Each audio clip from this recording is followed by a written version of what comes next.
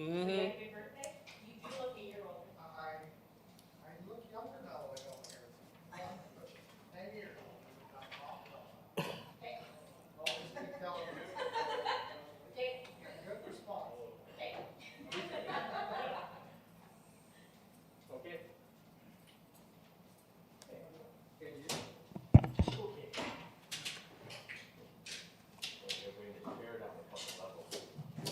That is your chair. Oh. Okay. I'd like to call the meeting to order and welcome to everyone on National Indigenous Peoples Day. And we acknowledge that we are on Treaty 6 land and the homeland of the Dakota Nation and the Métis Nation. And can I get approval of the agenda, please? Mayor Dion? So moved. Thank you. Da-da-da.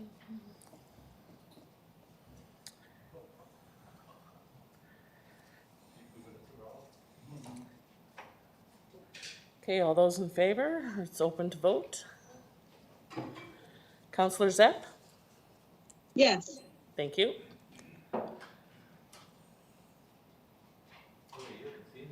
We need one more vote. I hope it's not me. Oh, it was me. I better do the right thing then, eh? I'll close it. Accept. No, but I'd like to thank the people who were before me and cleaned it all up. Thank you very much. Apparently. Okay. Declaration of conflict of interest. We all know what that is. Hand it over to City Clerk. Adoption of the minutes.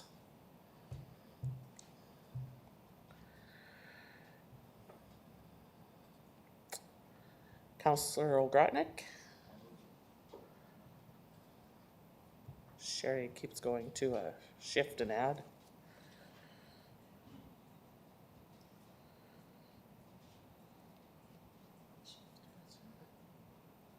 Also move. Thank you.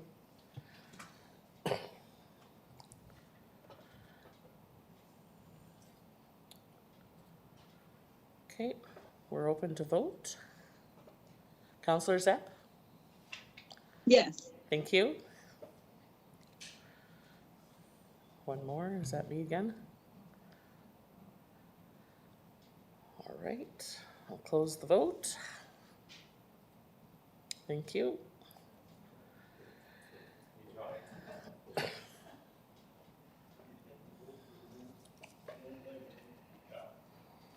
Okay, delegations. We have the RM City of Prince Albert, the Reeve, Eric Schmaltz, and Jason, the planner. And I will.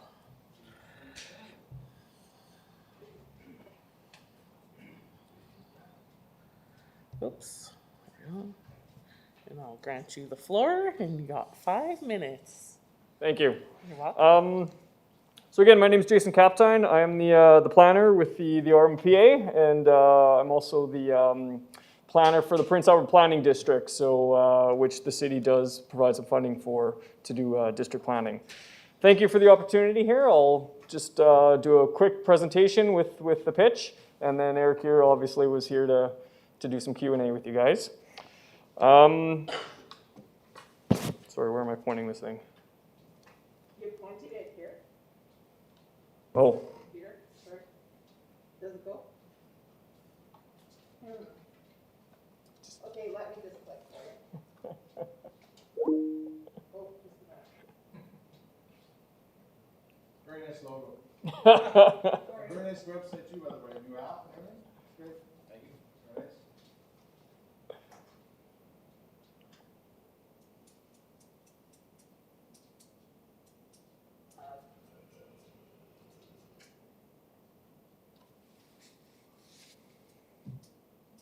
Now, whoever can say what kind of green that is.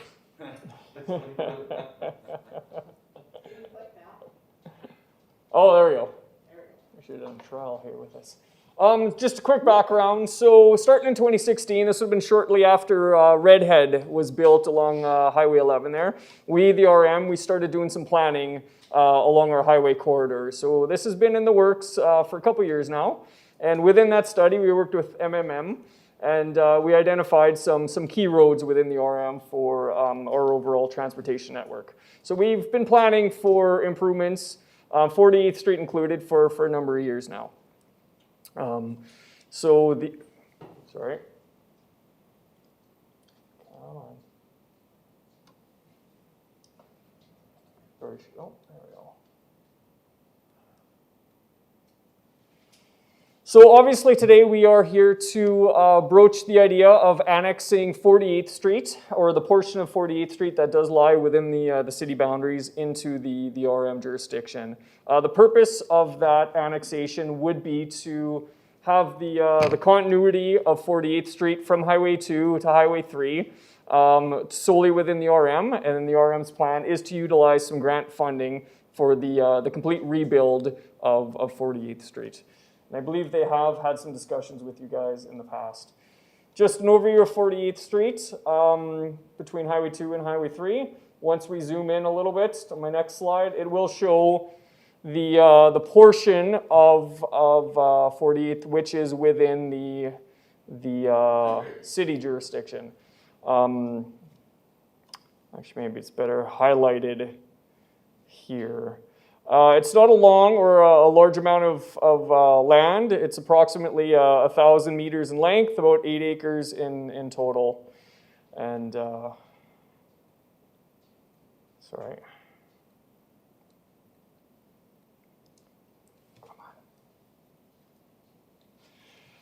We have done our own review here at the RM administration end. There's about 5 properties that will access onto 48th Street. I think there's only about 2 approaches, or even just a single approach at the moment.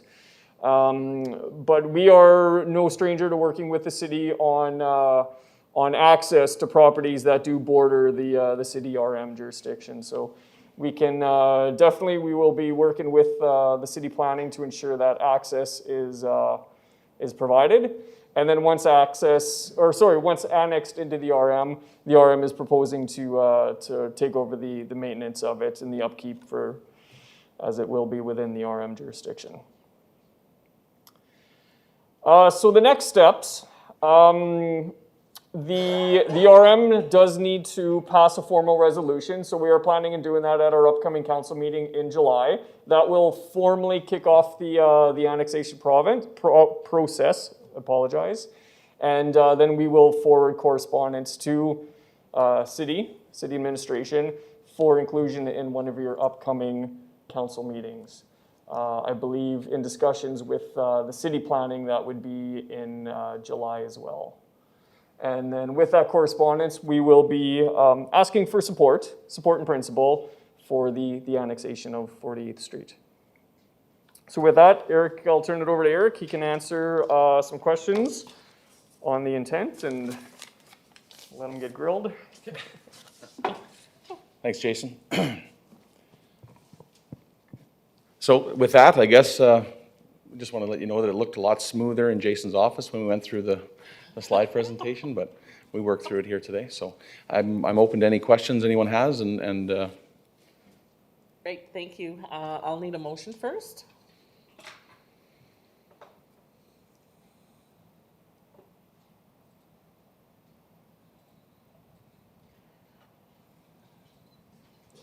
Councillor Zerkowski. I will move the suggested motion that's on the board in front of us. Thank you. And do you have any questions? Are you okay? I do. Okay. I do. I'm certainly in favor of continuing this conversation because it involves a land deal or a conversation about land. I'm not sure which one's more appropriate in public or in camera, but it's on the agenda for today, so that's fine. So a couple of thoughts rolling around in my head. You mentioned some of the planning that's gone on. That visual was the first time I've seen that planning document for that corridor. Is that on the newfangled website? Where could we find that? I don't believe it's on the website, but I can forward it on. Okay, Sure. okay. I'll send it to Craig. with- You'll have to go to the mic Sorry. and speak, please. Yes, I apologize. No, it is not on the website, but we can definitely provide Yeah. you a copy for sure. I think that would be great. I think anything that we can work together on and win-win, I think is worth pursuing. And anytime we can have this conversation together, you know, where the RM and the city benefits, I think we're obligated to pursue that. So when it comes to the planning, I think it starts there. So I think whenever both the city, you know, I'm looking in the mirror as well, and the RM does any planning, I think it's very beneficial that all parties are involved in that planning, so nobody's surprised when the eventual asks come up. Yeah. So maybe I'll just, I'll open it up with a question that sounds like this. Why now? Why now the 48th Street? Why is that important for the RM to see it built up and developed? Well, I will say that I can't speak to any members of council before my time or before my tenure on council, but during my campaign to become Reeve, I spent a lot of time in the trailer court that intersects with 48th Street. And it was uncountable, the amount of times that I'd heard, when are you going to upgrade this road? Why is this road in the state it's in? I've got kids going to school, I got to run through the most heavily congested highway in northern Saskatchewan to try and get to town. We've got accidents occurring there at regular times. We want to have access to the rest of the highways and the streets around, reliable access. So I listened, essentially, and made it a priority for me and eventually council to have those ratepayers heard. I mean, we have over 500 residents in that area, in a very small area, congested area, right around those two main thoroughfares coming in and out of the city. So we wanted to make sure that we had good access for them to come through there. Great, thank you. Mayor Dion? Thank you. So do you guys have, like, I know you're doing that highway project coming into the city. Is that your plan also for 48th Street? Do you have plans to develop that? Or it's just to improve the road, that you're not going to look at development in that area? It's just to improve, as you said, the road and the road condition for the residents? That is the primary focus of that project. We have currently planned any commercial development along there. In fact, the individuals that we approached to help build that road, who would benefit most from it, did not want to participate in the exchange of materials for having a full-service road. In fact, the development or any development that's going on in there, we have no idea, because it's still zoned agriculture. It's no requirement by the RM to receive any update on what's going on in there. They could essentially do whatever they want as long as they're not diverting the natural flow of water, and that's mainly where Sask Water would get involved in the RM as a result as well. Thank you. Councillor Ogrotnik? Thank you, Deputy Mayor. Sorry to have my back to you. No, but that's okay. Because of the mic system, we have to. I'm with similar page as Councillor Zurkowski. Why now? I don't get it. Why now all of a sudden you need to annex this little section? My initial thoughts would be just, fix it and pay for it and then keep it as is and let's carry on like normal. And we do that all the time. And people that don't live in our municipality use the facilities and the roads and et cetera that we have. And so why not just fix it? And you'll please your people that are in that area that you talked about, those 500 residents. And instead of annexing it, I don't understand why you want to annex it and then push forward with that at this particular moment. So that's more of a comment, I guess, than a question. So thank you. Thank you. Councillor Head. Thank you, Deputy Mayor. And thank you, Mr. Schultz, and Planner, I'm sorry I got your first name, Jason, for coming and give this presentation today. Thank you so much. I read the report, and I know we've had several conversations about this, even in the budget, so I'm in favor of this proposal that you've come to forward today, and the reasons why.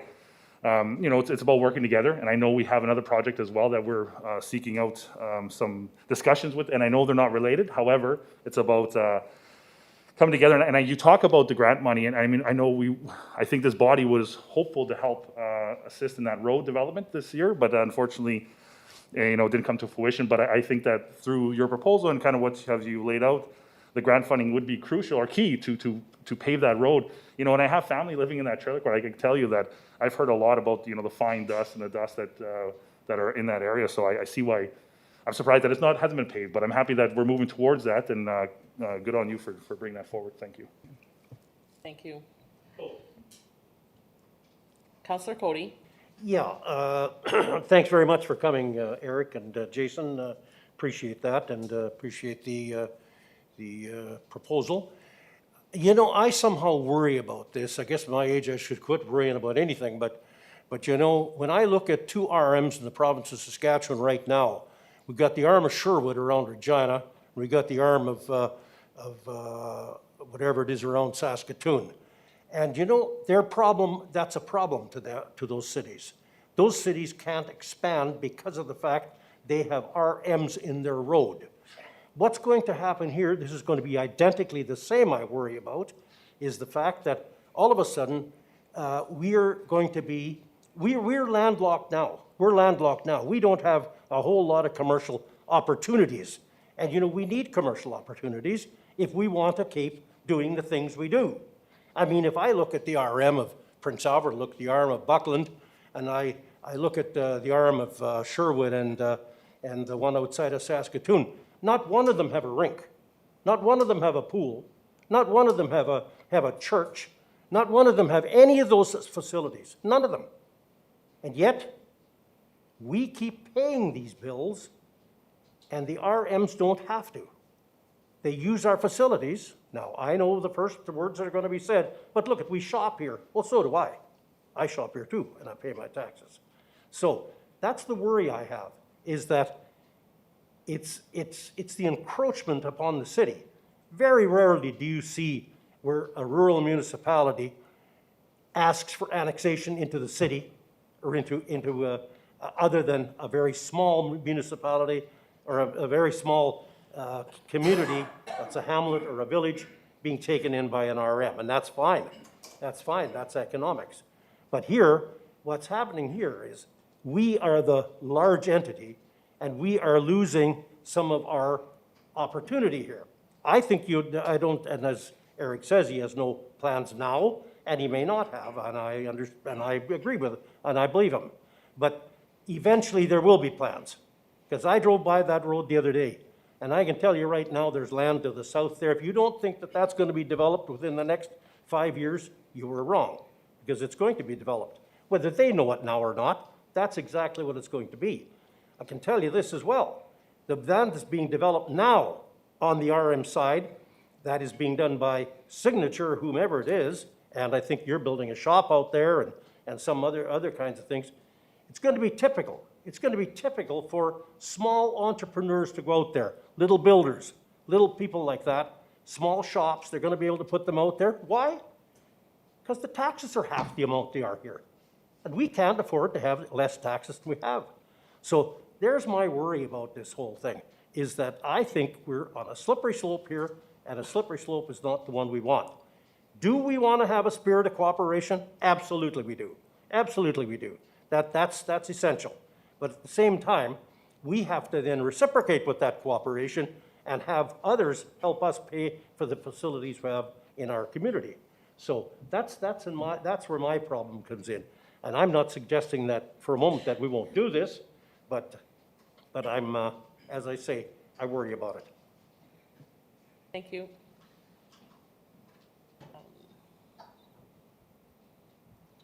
Councillor Kilmore. Thank you, Deputy Mayor. Thank you both for coming. Eric, we talked at one time prior to this, and it has shifted a bit. And at one point, you had said to me when we were discussing this, when you were telling me about this, that it was important that that road get done, which is fantastic. Like, we do need to look after all of our residents.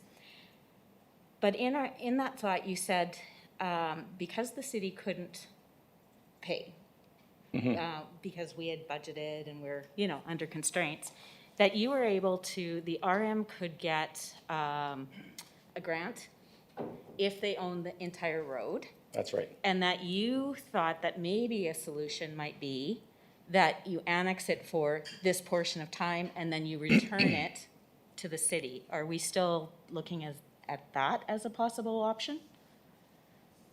Like, as a second, versus keeping it? Yeah, absolutely.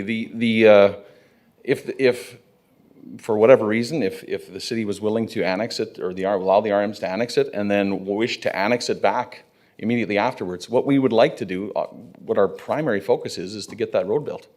I mean, we don't have an interest in owning more infrastructure, believe me. I'm sure our ratepayers are already, kind of hair standing up right now, hearing me here today. So what I want to do, though, is ensure that that road gets built so that whoever, the city, and to be fair, the city does, the RM does cooperate with the city to annex land constantly. We move, our border shifts readily and easily most of the time.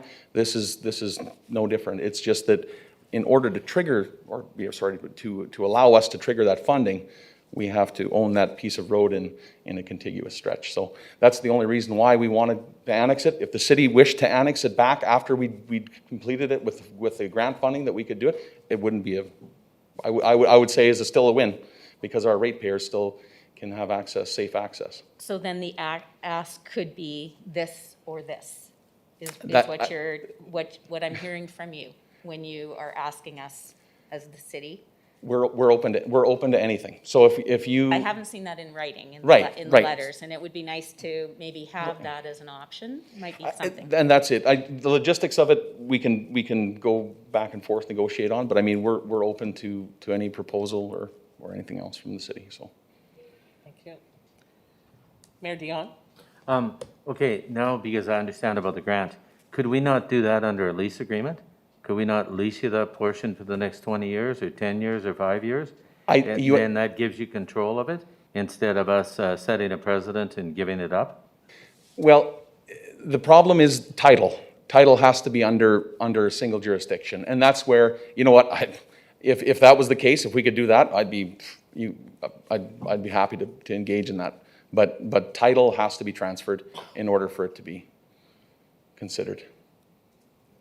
Thank you. Councillor Edwards? Thank you, Deputy Mayor, and thanks, guys, for coming out and doing this presentation. I'm in favor of the motion moving forward. Just some comments in the spirit of cooperation. I think that we do need to move forward with this because there needs to be cooperation, and there needs to be some of the old blood that was a little bit negative. We need to smooth this over, right? It's new councillors on both sides a little bit, and I really believe that we need to work together and cooperate. And there's many things that, we may come to you guys soon enough on a couple of different avenues and hope for the cooperation, and so as of right now, I mean, the motion says move forward to the Planning and Development Service. I think that's the right way to do it, and we need further discussion on it for sure. But I did want to mention, I thank you for coming out. Open communication is key. So thank you very much. Appreciate that. Great. Councillor Zerkowski? Yeah, if I may, Madam Chair, again, thank you for coming out, Jason, Eric. I think we need to do more of this. I think through more conversation, we can work towards win-win possibilities and conversations and outcomes. And I think this is just one of many conversations we're going to have. And I And I thank you for being progressive enough to being here today and starting the conversation. Great, thank you. Thank you for coming. Thank you all. Thank you. Appreciate it very much.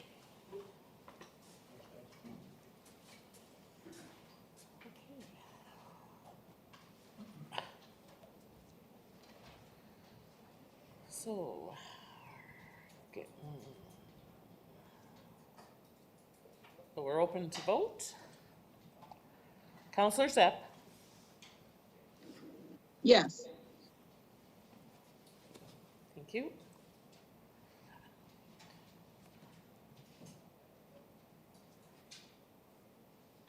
Okay, we're missing one. Oh, there we go. Thank you. And close. Accept.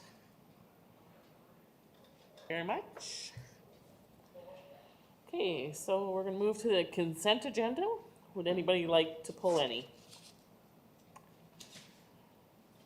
Oh, thanks, that's great. Which one, sorry? I think I have 6-1. 6-1? 6.2. 6.4.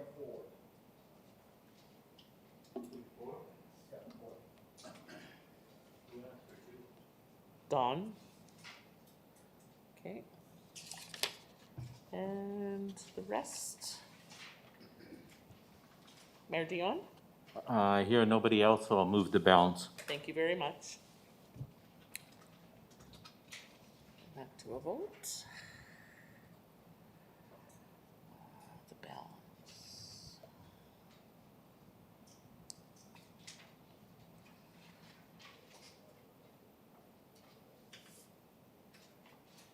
And the vote is open. Councillor Zepp?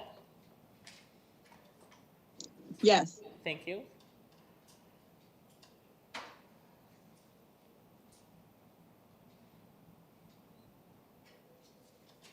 One more.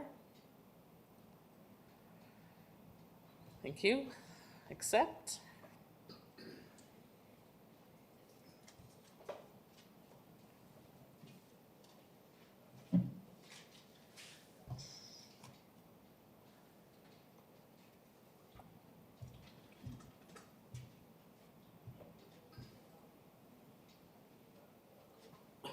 Okay, 6.2, April 2021, accounts payable. Oh, sorry. And that's Councillor Cody. Yeah, I'd like 132 pulled, please. Tint King for $2,575.20. Thank you. And that's it for me. Okay, anybody else for that? No? All right.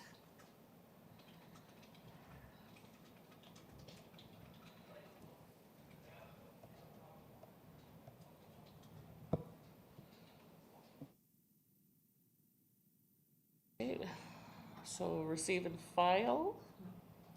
Yes, sorry. Oh, sorry. Councillor Cody, so we're gonna open the vote. Councillor Lennox Zepp, Yes. thank you. One more.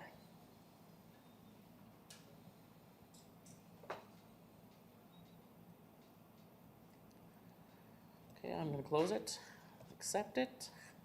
Thank you.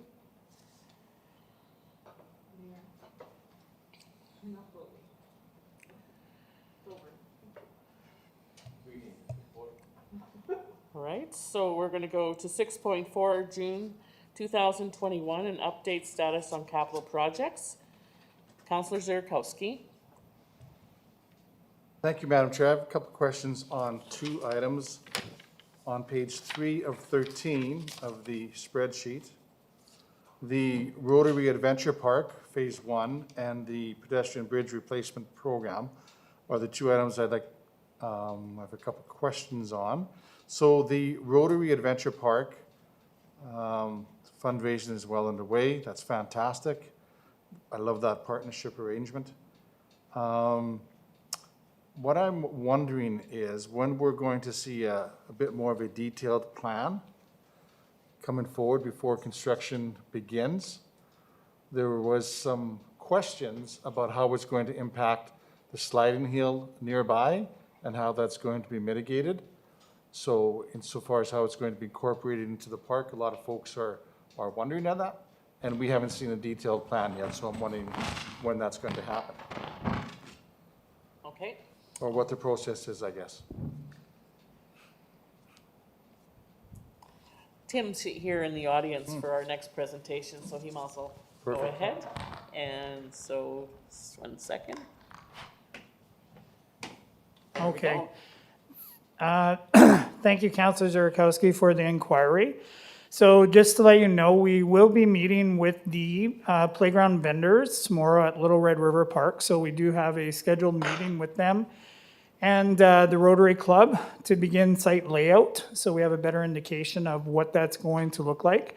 So there should be further information forthcoming, I would say probably in the next couple of weeks, after we've had a chance to walk the site, look at the layout of the site. And I'm expecting that there'll be very little impact, right? We're certainly going to work towards that. But we certainly want to have a better indication ourselves of how all of this equipment is going to fit into that one location there. Okay, perfect. So when would we see a bit of a plan? What's the timeline for that? I would expect that, noting that we're coming into summer here, probably we would look into August to provide a further update to council in regards to what that site layout will look like. So it will give you a better indication of presentation of the area. And I'm hearing you're sensitive to that issue about impact on the sliding hill, so I feel better about that. That's great. So thank you for that. The other question I have is about the pedestrian bridge program and the timeline. It doesn't indicate it into the report about the timeline about moving forward. It says we're proceeding with tender documents. So I wonder if the Director of Public Works, Madam Chair, can give us a little bit more further information as far as timeline and picking the construction company and the construction itself. Okay. And specifically about the Little Red. Wes is on the line, and go ahead. Hopefully you can hear us. All right, am I up? Yep. Thank you for the question. So we are presently in detailed design. In June, we're hoping to have the tender package publicly tendered on SAS tenders in July and be in front of council for the August 16th meeting with a recommendation to award for the tender of the bridges in Little Red River Park. Perfect. Thank you for that. One of the, if I can follow up, Madam Chair, one of the features of the old steel bridge, after speaking with the engineer who designed them back when, is that they had hooks capable of being moved by a crane if the Little Red was going to be impacted by an overflow. Is this consideration on the detailed plan moving forward as well? A feature like that, would they be removable off the pilings if we were going to be impacted by large river flow? Director? Thank you. Thank you for the question. So I have never heard or seen any hooks on the existing bridges, and I have inspected them personally along with the engineers. But for the new bridges, they would be designed at a higher elevation. We're designing for the 1 in 50 year flood, and we're also designing that it would be able to withstand the higher floods. It wouldn't get knocked off its pilings. The existing ones are on wooden pilings. The new one would be a concrete abutment, but it would be clear span across the water. There wouldn't be any piles in the water. So the bridges would most likely be constructed off-site and lifted by crane into the abutments. The abutments will be built on site. So in answering your question, the bridges could be lifted out by a crane, but unlikely that we would have to because they're going to be built to withstand a much higher flood level than the existing ones. Okay. Thank you very much, Director. Thank you, Madam Chair. Okay. And I'll move to receive and file if that's the recommendation. Thank you. I have a question. Just 1 second, Mayor Dion.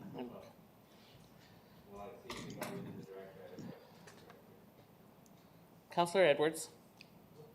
Thank you, Deputy Mayor, and I'm going to echo my colleagues' comments about the sliding hill. There's many concerns about losing those two areas to slide down across the river. Lots of concerns. It's well used because the other one is often icy and too busy and a little bit more dangerous. So there is some concerns there. So hopefully that's kept and free from us making that decision. On another note, I do want to talk about the bridges because I haven't seen the plan moving forward for the bridges crossing the ravine. And we need that. Right now, there was a bridge taken out from Andy Zwack Field across to Prime Minister's Park, and there's nothing. And right now, there's no bathroom facilities available at Andy Zwack Ball Diamond, and that's not good. Over the weekend, there were many ball teams in and nowhere to go. So I'm hoping that we see that report coming soon for a decision to get these back, because it's not good that they're gone. So hopefully somebody can let me know or let us know when we're going to see that plan. Thank you. Mayor Dion. Well, and I sort of echo what Councillor Edwards did, because we had this debate last year, and we had an engineer talk to the city manager, and I just understood we were going to put a couple culverts in, and because we could use them because we have them elsewhere in that ditches, and so I thought it was going to be done, especially, you know, we've had it. But I have a question for the director about the process of the bridge at the Little Red. I thought we did hold it up as council, but I thought they got the final approval last year during budget to proceed ahead. Is that correct, or am I wrong? Director. Thank you for both questions. First to Councillor Edwards' question on the drainage channel that goes through Carlton Park, Crescent Acres. Yes, those bridges or culverts are coming, but there was no funding for them at the start here. The funding in the direction of council was to get the bridges in Little Red River designed, tendered, and constructed. And then we are supposed to design the alternatives of bridges or culverts for the channel. And then once funding is approved in future budgets, then we could go to tender on that. I think part of that does help answer the mayor's question. We don't have funding or authority to install anything in the channel yet. But we are working on the design for culverts as the alternative, which council asked for bridges. And once we get these bridges retendered, you'll have a pretty good understanding of how much bridges will be. And then once future budget years allow for us to move to tender, we could tender the channel with culverts or bridges and see which comes in as the better price. Okay, but I have a question about the bridges, okay, that you're now designing and going to put out to tender. Did we not finally approve that during the budget process to move forward? That was approved at the beginning of the year, but if you realize a third bridge was added to the request, so they had to design the third bridge, which is the one upstream.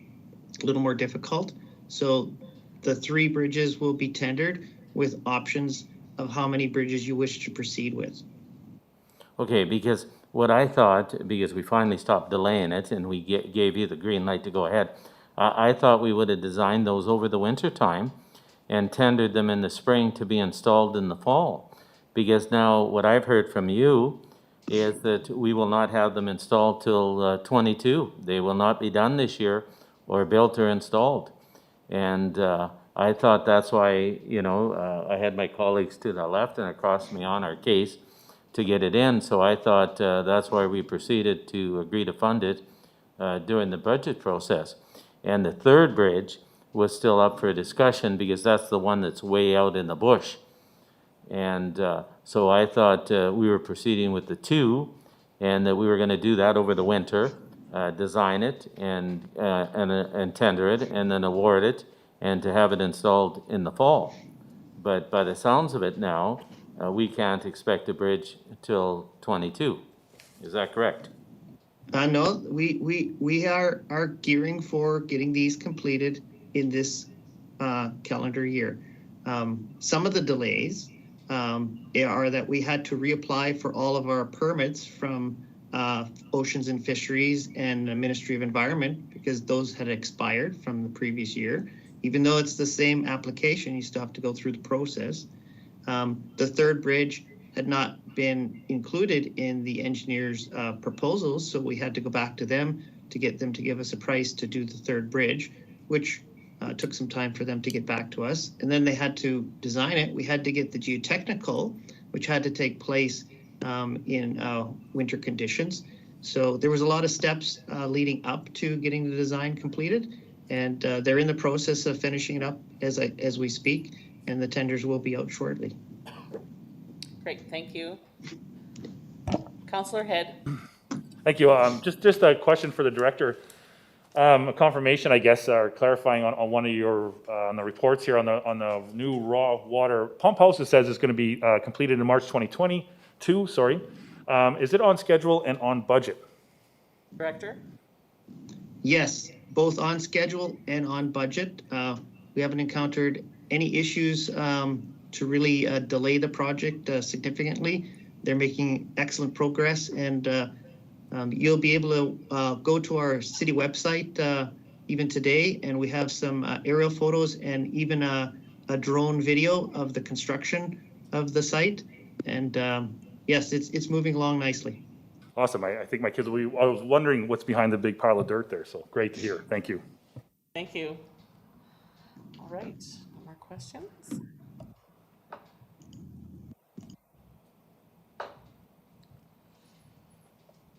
Oops, wrong one.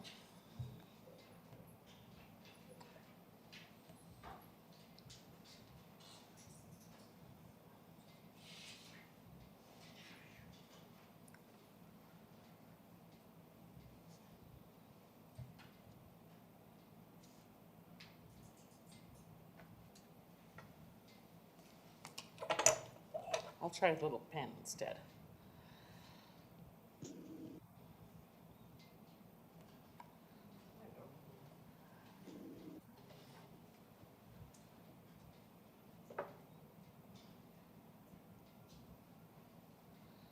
Okay, Councillor Zurkowski. Thank you for moving that. Councillor Zepp. Yes. Thank you. Accepted? It's always a good time. All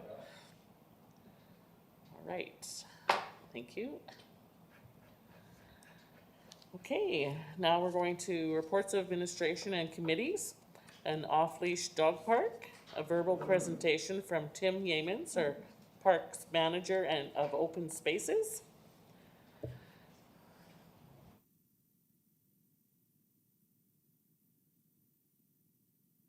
Not on? Okay, there we go. Okay, thank you very much for having me today. I know this report has been a long time coming. So I'm happy to be able to present it today and hopefully provide some insight into some of the work that we've done. Just give you a bit of background on the off-leash area. The off-leash dog recreation areas are becoming more common in municipalities across Saskatchewan, but not without pros and cons to their development. Provisions for dogs in any community generate strong, frequently polarized opinions on the subject. Dog owners are one of the user groups of our park system, and as a progressive city, this should be considered. However, irresponsible dog ownership is a frequent cause for irritation and results in a number of complaints to the city each year. In response to a council motion 1930 dated December 9th, 2019, Community Services has taken the necessary steps in providing options to designated off-leash parks, as well as providing information on considerations when developing and designating these parks. The city had several locations around city uses undesignated off-leash parks, and recent consideration for designated off-leash parks should be considered. Off-leash recreation areas can benefit both human and canine by providing safe and fun places for dogs to exercise and for dog owners to socialize. Large open space off-leash areas are also attractive to non-dog owners as places to recreate in a naturalistic setting. The need for off-leash dog recreation areas is a direct extension of urbanization, whereas people used to own or have access to large parcels of open space to let their dogs run freely. The request to see more space made available for off-leash activities is on the rise. Off-leash dog recreation areas provide opportunities for neighbors to meet one another, help meet social needs for adults and children alike, and foster an increasing sense of community. So when I took a look at off-leash areas, I took a look at a broad spectrum across the province and of course across the country to see what other municipalities actually had to offer. So one of the things I looked at was design standards. And under design standards, I took a look at the type and size of the park. And 3 of the parks, as noted, would be neighborhood parks. These are off-leash areas that should be up to 1 acre or up to 2 acres in size. Community parks, off-leash areas should be between 2 acres and up to 5 acres in size. And then your large open spaces. So these could be off-leash areas and they could be 10 acres or more. The other thing I wanted to take a look at too and take into consideration was what the requirements were for fencing and demarcation of those areas. So we want to make sure that we're able to fence what needs to be fenced. We're also able to sign what needs to be signed and provide the requirements for those areas so people know what they're walking into. So undeveloped areas may require fencing or partial fencing. Unfenced areas should have signage posted along the boundaries to help people identify where those off-leash areas end and begin.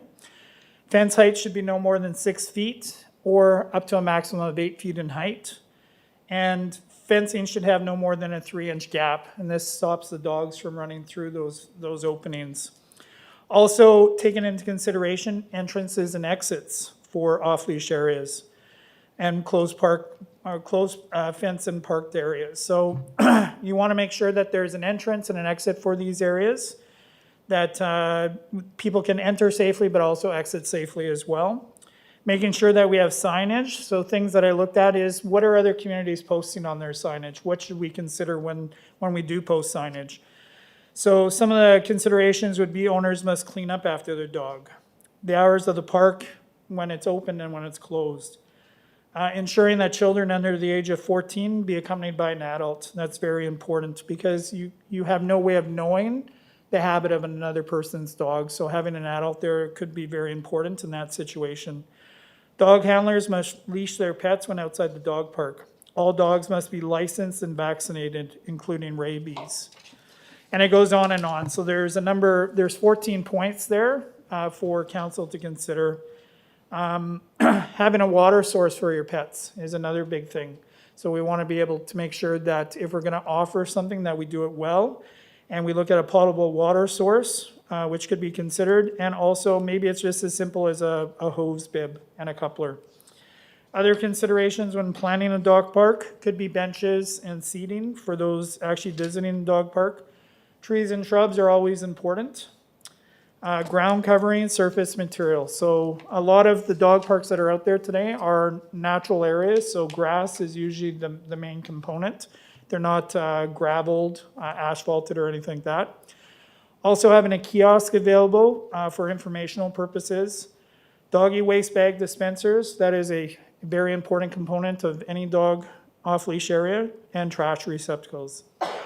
Also, we want to take a look at the maintenance standards. So there would be minimal maintenance standards, optimal maintenance standards, and exceptional maintenance standards. One of the other important focuses of providing off-leash areas would be funding sources as well. So the cost for funding an off-leash dog recreation area, including planning, development, and ongoing maintenance and operation, is determined by the property utilized and the amenities planned. Funding and construction costs will vary tremendously due to size, location, amenities, and support services.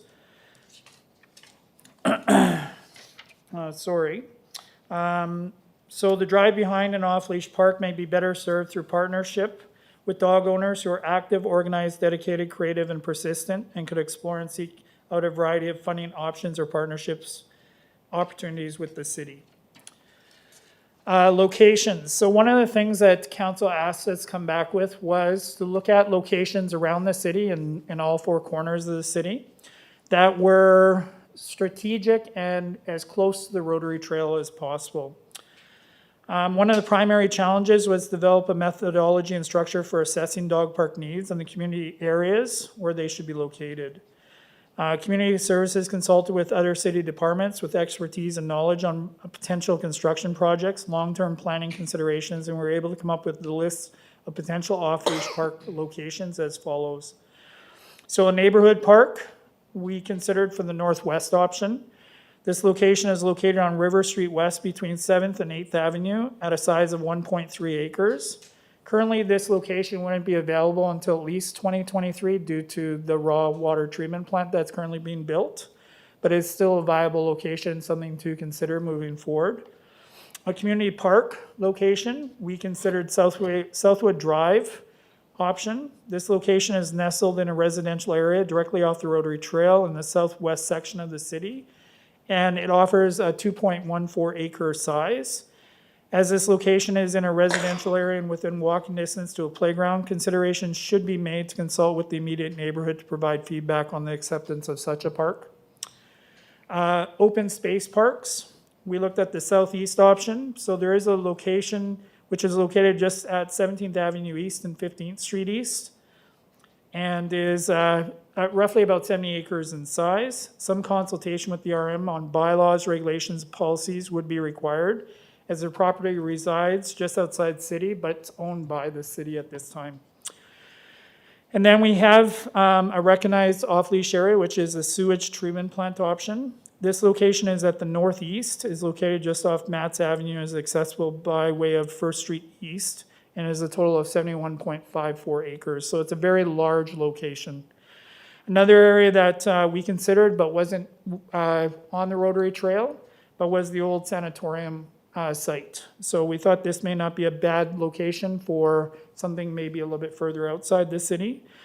And it's roughly about 26 acres. So there may be some potential there if there wasn't future development plans considered for that location. Consultation or consulting on this project, Community Services did some consulting with the city solicitor to look at mitigating factors and considerations around liability and insurance, and what steps may be required for consideration in any future development or designated off-leash area. The comments and thoughts of the city solicitor's office have been taken under advisement and integrated into this particular report. Amending the responsible pet ownership bylaw number 26 of 2018 will need to be taken into consideration as well. And the department would also want to communicate with the Prince Albert Kennel and Obedience Club, Prince Albert SPCA, and other local stakeholders on engaging interests in programming and operational partnership opportunities. Financial implications. Costs associated with the off-leash parks would vary from park to park and would require further investigation depending on priorities and the wishes of council. As a cost to equip and fence an off-leash area were not included during the 2021 budget deliberations, a report for consideration could be made available to council for the 2022 budget deliberations. So that is it for my presentation. Thank you very much, and I'll take any questions if you have any. Thank you, Tim, for your report and the committee for their work. Any questions? Mayor Dion. I'll move the recommendation. Thank you. Councillor Zerkowski. Love the report. I love the suggested locations. I find that all of the dog off-leash dog parks that we visited over the decades of owning dogs, too many dogs, is that our favorite were the ones that were non-fenced, that were large enough area. You didn't have to worry about confinement. We could spread out. There's a large city to the south of us that along Circle Drive and the river, I think is a very popular spot. So those are my favorite ones rather than fencing, the expensive fencing, going through that. So I'm looking for, obviously, go through this process, the opportunities that, of locations that present themselves for that.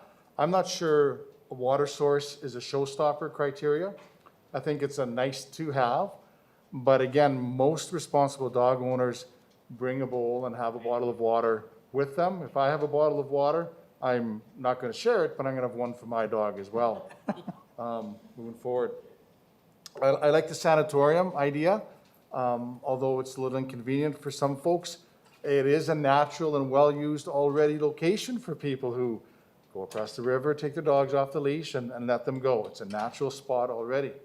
The other natural spot is just south of the ball diamonds, the slow pitch ball diamonds. There was some discussion back when with the Pahonan Parkway Committee of pushing down some trees and making some sort of a parking lot for that purpose. People could park, take the dogs off leash for a bit of a walk, because I think that land is owned by the city as well. Was the area to the south of the field house, what was the challenges to looking to the south of the field house? And I don't mean right up against the building. I mean, we are going to see a roadway running north and south there.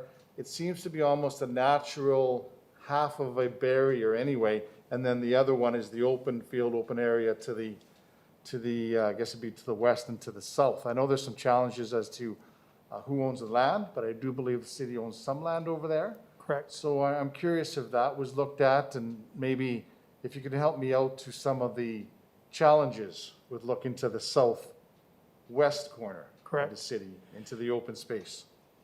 Okay.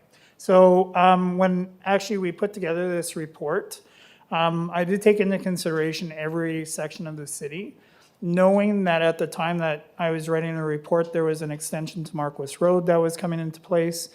It was through consultation with Public Works and some of my colleagues in Public Works, understanding the full development of that area, understanding the layout of the land and what the city owns and what the city doesn't own.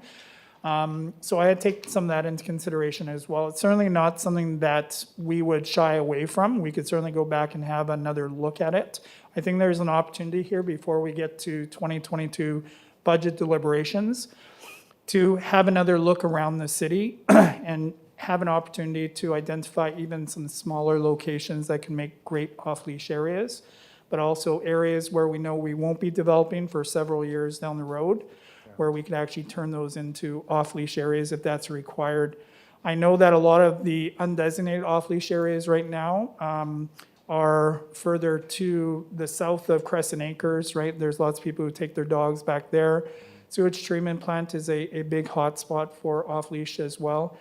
And then we take into consideration Little Red. We have a lot of dog walkers out there, and even though they should be having their dogs on leashes, we do understand the further north they go within the park, some of them do take their dogs off the leash, and as long as they've got control of their pets, I certainly try and work with them as best as possible. So we recognize that there are other areas of opportunity, and we should always keep an open mind and ensure that we're looking at those as they come available.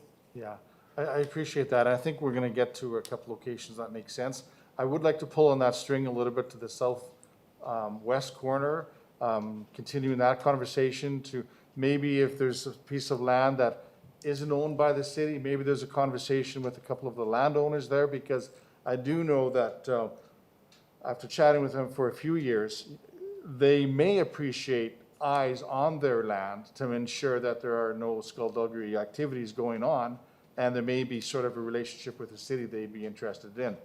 And if there's a cost saving of signs and no fence, I think it's worth taking a look at. So thank you for the report, and I look forward to the conversation as you do, Madam Chair. Thank you. Councillor Kilmer. Thank you very much, Deputy Mayor. Just a couple of questions or points. I really appreciate the Southwood Drive, but I was thinking in terms of the hill that's going to be going there. And then just to put in your thought process, to go south side of the Rotary Trail there and go longer and utilize the fences that are, a lot of our businesses have backed on, and that can maybe solve a couple of issues at the same time, and be really good use of that land, because it, I think you just had met with some of the owners with the brush growing there, and maybe that could work, so please consider that as you're looking. And then the second question, or I guess that wasn't a question, that was more of a please look at. The undesignated off-leash park beside the water sewer treatment plant, is it possible to put up signs so people know that just a couple of signs that allow people who are walking to know that it is actually an off-leash area? Is that possible, or is it not an off-leash? It just happens to be being used right now. Yeah, so thank you for the question. Actually, the area is actually recognized under our responsible pet bylaw as a designated off-leash area. The issue came up, actually, I did deal with a couple of complaints regarding this area just over the last couple of weeks. And the issue that came up was that at the time that council actually designated this as an off-leash area, there was really no in-depth report as to what a designated off-leash area should have for amenities, as far as signage, as far as or doggy bags. There's some stuff that's common sense, but what I wanted to do was pinpoint and make sure that we're all in agreement in what it is that we require for these areas before we just start randomly going up and posting signs and doing that type of thing. We certainly want to be responsible, but there is also another component of this, and having that internal conversation with our city solicitor to understand whether or not there was any concerns that we had with off-leash areas that were unfenced, to ensure that we were being mindful of that in how we post our signage as well.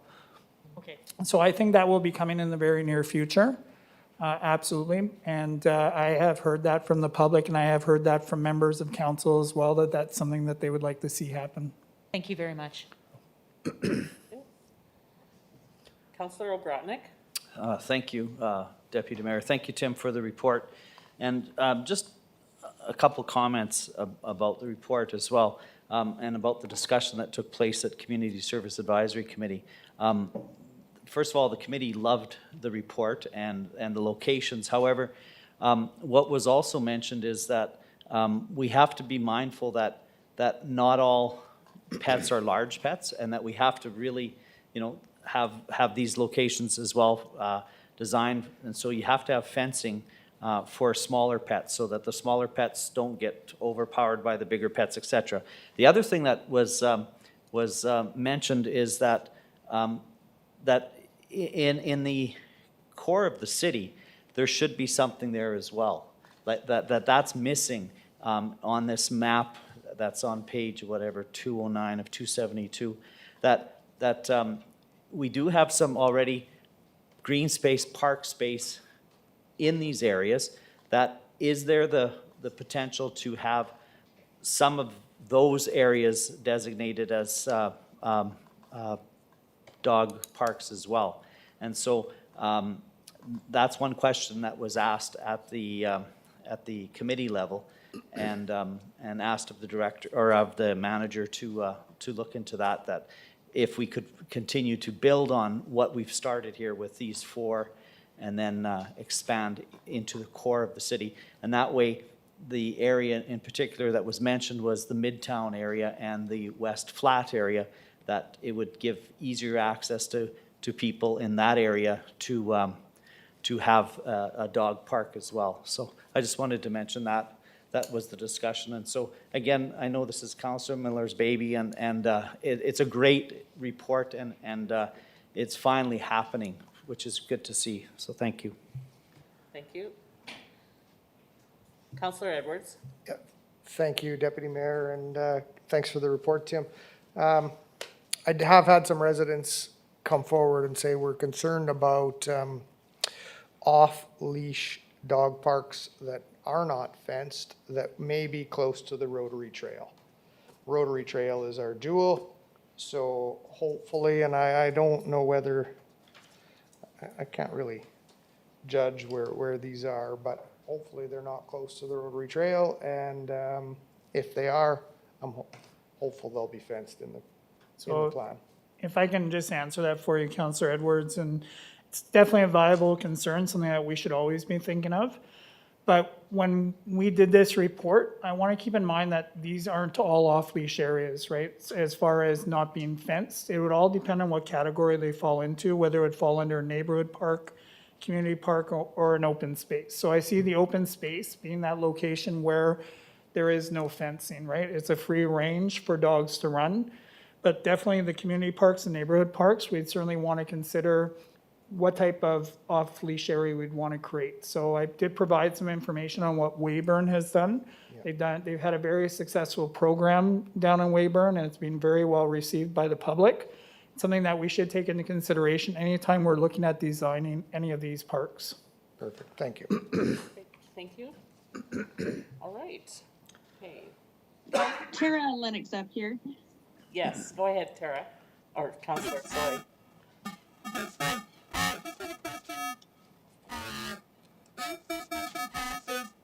And then we have this item at budget. Is it expected that we would see some more specific pricing breakdown in our budget material to make decisions based upon? Thank you for the question, Councillor Lennox. Absolutely. So we're going to take into consideration, we'll bring back a final package for the 2022 budget deliberations. Within that package, we'll pick out the primary locations where we see, of course, we're not going to be able to do this all at one time, but we certainly want to be able to price out where those locations are, what will be required, what we're recommending, and then have further deliberations during the budget conversations. Great. Thank you. Thank you. All right. So Mayor Dion moved the motion. And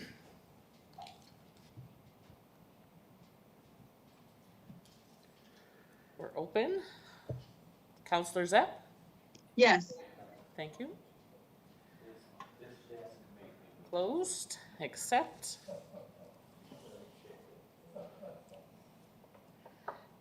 All right, thank you. And then we're gonna go to 7.2, beautification of the entrances of the city. Okay, thank you very much. So this was another big report. It seems like none of my reports are small these days, but I certainly appreciate being able to speak to the Community Services Advisory Committee and to council on these important subjects. So the overall purpose of this report was just to provide some background on the beautification process, accomplishments in 2019, 2020, and then a suggested plan moving in 2021 related to the topic of beautification of the city entranceways. Some background on this was that there was a council resolution at the 2021 Budget Committee regular meeting that the total 2021 budget or operating budget for the city beautification functional area be approved at a cost of $75,800 as presented. So I'll just give you a little bit of overview, just as a refresher of where we've been. But beginning with the 2019 season, Community Services has been tasked with looking at implementing various forms of beautification initiatives, including how to best use the funds allocated in the annual budget to plan the beautification process. Preliminary discussions have taken place around the development of a comprehensive plan involving various city departments as it relates to general maintenance, signage, landscaping, and promotion. Community beautification should be considered at a high priority, specifically highway entrances, as they are the first contact that residents and visitors have, creating that first impression of the city. When we talked about beautification, the immediate thought was to look at the addition of landscaping, which would include flower beds right in the entryways. Suggestions were brought forth to look at designing options, communicate to the public, providing an opportunity for input into a comprehensive plan. Other considerations for review and previously presented to the Community Services Advisory Committee included options around the city entranceways, which focused on, number one, create a stronger sense of arrival. So that would be through the implementation of new signage, introducing a theme with color and form that repeats throughout the corridor, provides a vertical element that can be repeated along the length of the corridor. Planting and maintenance, so that could include trees, shrubs, flowers. Enhance positive views and work towards screening the negative. So this came up in regards to areas of Highway 2 where you come into the city, and of course we have RM land that abuts onto city land. Standardized signage and unclutter the corridor, right? So making sure that we're not providing an over abundance of messaging that confuses those coming into the city.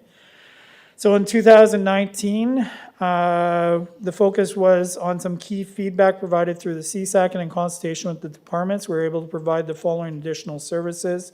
So I'm not going to read through them all if that's okay, because I'm hoping that you've had an opportunity to review it. But really our biggest focuses were on the 2nd Avenue corridor between 17th Street West and 22nd Street West. The city entranceways were another focus where we did additional grass cuts. We heard that message very loud and clear from council. Additional weed control, new trees planted.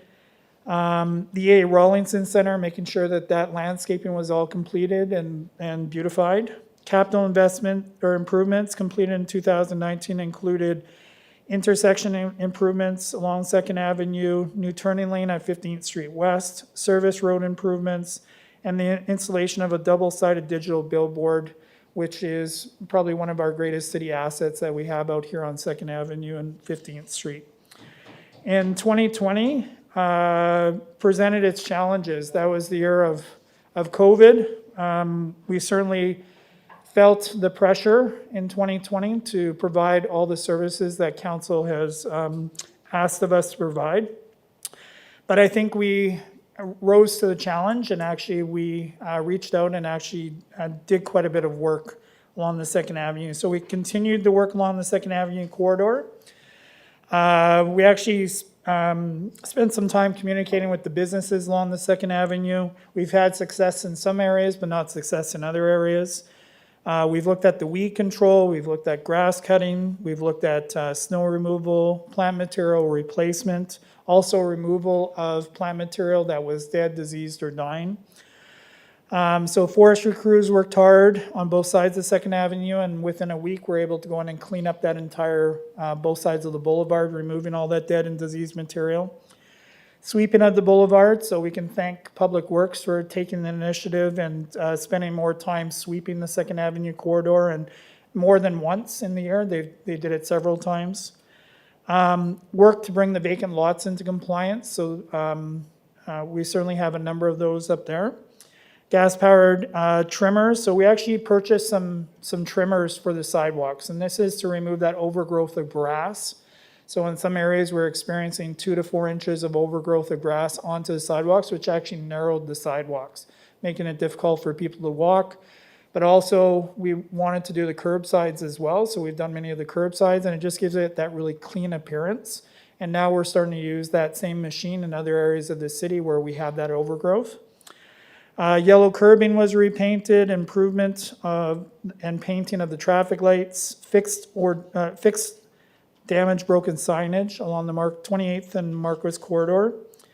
So the key to the work in 2020 was keep on top of the improvements already completed in 2019, as well as working alongside the business owners to provide them support from the city and helping bring their properties back into compliance. If we could work with the businesses, working to improve upon relations while leading the charge, we believe there was opportunity to make a large concerted effort towards beautification. Utilizing dollars provided through the budgeting process in 2020, we were able to continue building on the improvements to the basic levels of service the city has currently provided, and look for creative solutions to bring about additional change. During the 2021 budget deliberations, we had heard from council on their desire to see the budget dollars used on more capital inspired improvements with a smaller focus on their operational components. As a result, discussions led to continued focus on improvements along the 2nd Avenue corridor, specifically the wrought iron fence that extends north and south along 2nd Avenue between 18th Street West and 22nd Street West. Also focus on a more friendly chemical-free solution to weed control in our median sidewalks entryways to the city and downtown core. As part of the beautification process in 2021, the Community Services Department has proposed the following focused areas. Continued focus on grass cutting, weed whipping, flower planting. That usually comes with a price tag of around $10,000 for the flower planting. Attention to weed control efforts through the rental of a foam stream system, which we have and we're currently in the process of using. So you will see a pickup truck that's out that has the foam stream and city logo on it and talks about what it is that we're trying to accomplish through a chemical-free process. Additional street sweeping efforts. So Public Works is committed to keep up with their additional street sweeping along the 2nd Avenue corridor. Pressure washing and cleaning of the 2nd Avenue fencing and median area, as well as retaining walls on the east and west sides of 2nd Avenue. Usually comes with a price tag of $10,000 and is usually paid through the Highway Connector program. Graffiti removal. We usually spend approximately $10,000 a year. Since we've committed to graffiti removal, we've actually seen the calls and complaints for graffiti actually reduced over the last couple of years. So we try and get to it within a 24-hour period. And as a result, we've seen very positive results related to that. So in total, this year, a total of $30,000 of the $75,000 has been committed to beautification initiatives for 2021, leaving $45,000 for consideration. As we continue to gain momentum in finding those quick wins with beautification, administration believes that future discussion regarding framework and consultation on this topic may be required. Administration does see value in staying the course at this time and putting the time into internal operational processes and improvements. However, in order for the city to take the next step regarding the beautification, a more comprehensive interdepartmental plan should be developed through consultation with our key stakeholders. Below are some considerations considered for the city's future planning processes regarding beautification. So one of the things I just wanted to point out to council was beautification just doesn't have to be our city corridors. It's what our visitors are seeing when they're actually even driving around our city. And right now, knowing that we have some major construction projects coming up over the next few years, this is the time, I believe, that we should be capitalizing on the opportunity to look at a plan for how we're going to look at beautification and what that all entails. So Highway 3 entrance from the southeast will be a future home of the new Aquatic Center. Marquis Road Extension and 10th Avenue West actually takes you over to the Alfred Jenkins Fieldhouse. We have a 6,000 plus square foot outdoor workout gym that's going to be built there this year. We also have the largest all-inclusive Canadian Tire jump start and city playground, over 17,000 square feet. We have 23 kilometers of paved rotary trail, which is a gem. Sisters in Spirit Monument to be installed in mid-July near River Street East and 1st Avenue East. Gazebo restoration that we've done downtown. Installation on the riverbank of Indigenous interpretive panels. Indigenous naming in 6 different Indigenous languages that were recently installed along River Street. All of these projects are not necessarily specifically tied to the beautification of city entrances. However, they aid in the messaging of city beautification efforts and bolster pride within community. Much larger discussion on what needs prioritizing is recommended to ensure we remain focused on the future outcomes the city is wishing to focus on in the years ahead. As a department, the topic of beautification is a big one and encompasses many departments. The Community Services Department serves mainly and strictly as the maintenance arm of this effort, which is why a more corporate focused plan may be required. Options to recommendations in regards to this report. So I tried to think outside the box this year and looked at something different, right? And I'm always trying to think ahead and trying to think about what it is that we're trying to provide those that live within the city, but those who travel throughout our city as well and our visitors here. So I worked with Judy McLeod Campbell over at the Arts Center, and we looked at an option of the use of this year, the remaining dollars, the use of this year's remaining dollars as an art proposal for installation that would be installed along the 2nd Avenue corridor along those wrought iron fencing, right? A call was put out to artists to submit their concepts proposals for this improvement, and the recommended proposal is attached in this report for consideration. The concept was chosen from the those submitted and further ongoing discussions with the artist to simplify the design for 5 banner sections of the fence to have these elements in a durable, long-lasting material. Total cost of the artist's proposal was submitted at $25,000 plus taxes. So, and I'll let Councillor Ogrodnik actually speak to the committee's receipt of this recommendation. But again, it's not whether or not we succeed in some of these areas, it's about whether or not we keep an open mind to trying to find different ways to beautify our city. And I think it's important because art can be a beautification aspect of our city, and I think we should try and concentrate on that where we can. But I also understand the importance of making sure that we have a plan in place that actually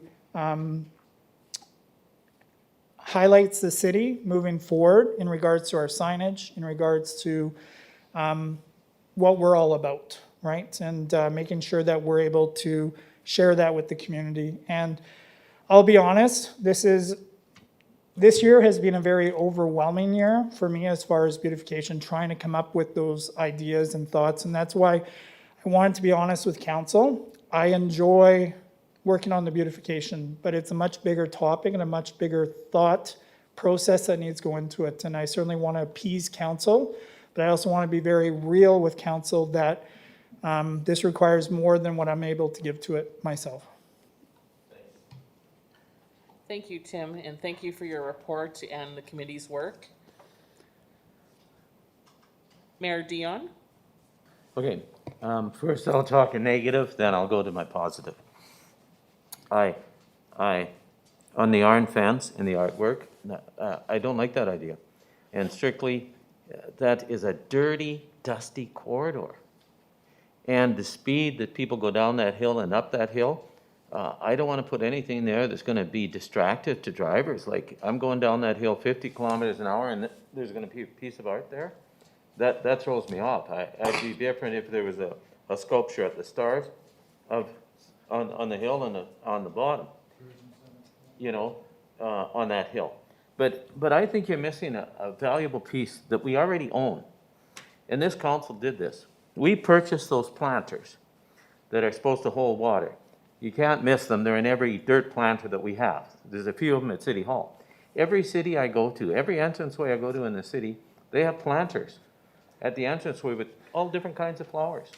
And we were supposed to get that. So we approved buying those planters. They're right now, you can see them. They're in every planter that we have. They're not a standalone. So I don't understand why we're not removing those 40, 50 planters out of the planters and putting them on an entranceway like on 2nd Avenue where McDonald's are. If we had a planter on each one of those 4 corners and then going down that stretch there, we do have some dividers, that to me is beautifying our entranceways. You know, and it wouldn't be $1,000. You know, the new plants that come out, the crawlers that come out, there's all kinds of plants. There's a candy cane petunia now that'll cover that whole pot just by planting 3 of them in there. And we bought those planters because we were convinced that the person at the day that you fill them with water and they hold water and then you don't have to water them as much. So I appreciate your report, but sometimes the answer is right in front of our face. We have these planters and I just don't understand why they're in planters. You know, like when you go leave City Hall, you'll see them. They're sitting in the planter. And so I don't understand that. And I'd like to see us remove them and put them in our entranceways. You know, and the reason that we bought them is they were supposed to, you only had to fill them up every 2 to 3 weeks. So that was a concern when we wanted planters in our entranceway on how we were going to water them. You know, most communities had water trucks, but then one community said buy these planters and we did buy them. So I don't know if they work or not. I don't know if the water system works. But boy, you give me 20 or 30 of those planters and a couple of bushels of plants and I'll beautify 2nd Avenue in Marquis. I'll get lots of volunteers and we'll come and plant the plants and fill them up with water. To me, sometimes we think too hard and long on beautification when sometimes it's right in front of us. I like best practices. I drive every other city looking around and see what they do. You know, Saskatoon's known now for they've got sculptures all over the place. you know, with tags on them. I think that's a great program. I do. I like arts programs, but there's a place for them, and that's why I don't support the iron fence idea. But I want you to comment on the planters. Why do we not have them in our entranceways? Why do we have our planters in our planters? That just throws me off, and we have them. So I just don't understand why we're not utilizing them, and we got, I don't know how many of them we have, you probably know how many. Right. But to me, that's how we beautify Second Avenue, especially coming into our city. Like every city I've gone to in town, they all have planters. Right. We don't, and in our entranceway, and I just don't understand that, especially now that we own them. So I think I can answer that, and I'm going to answer it the way I always answer everything, and that's going to be very honestly.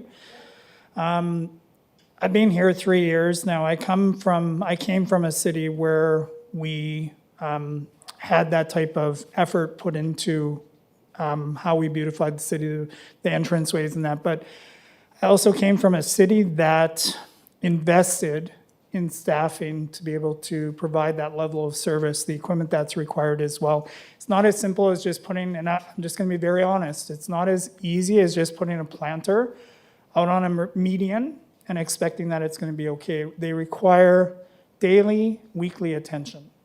And I've always said to council when I first started here, if we're not going to do it well, we shouldn't be doing it, right? And I struggle with that every year, right? And I also recognize, though, when we need help, we should be asking for that help. So my conversation at 2022 budget deliberations will be much different this year. Now, it will be up to council whether or not they support some of my asks, right? And I appreciate how much council has worked with me over the last 3 years and provided me with a lot of leniency and latitude, right? I really do appreciate that. But I also recognize that within the scope of what we're being asked to do yearly, daily, right? We're limited in how much we can provide. And I want to make sure that we do it well. I want to make sure that we represent the city well. And I'll do whatever it takes, but I also need to make sure that we ask what's required as well. So I haven't done that this year because I really needed some time to continue to work through some logistics, but I think we're getting to that point. Thank you. Councillor Obrotnik. Thank you, Deputy Mayor. Thank you for the report, Tim, and I will say we are really lucky to have you. The City of Prince Albert's very lucky to have you for all of the work that you do and the vision that you have and your honesty. And at our Community Service Advisory Committee, we had a great discussion again on this particular topic.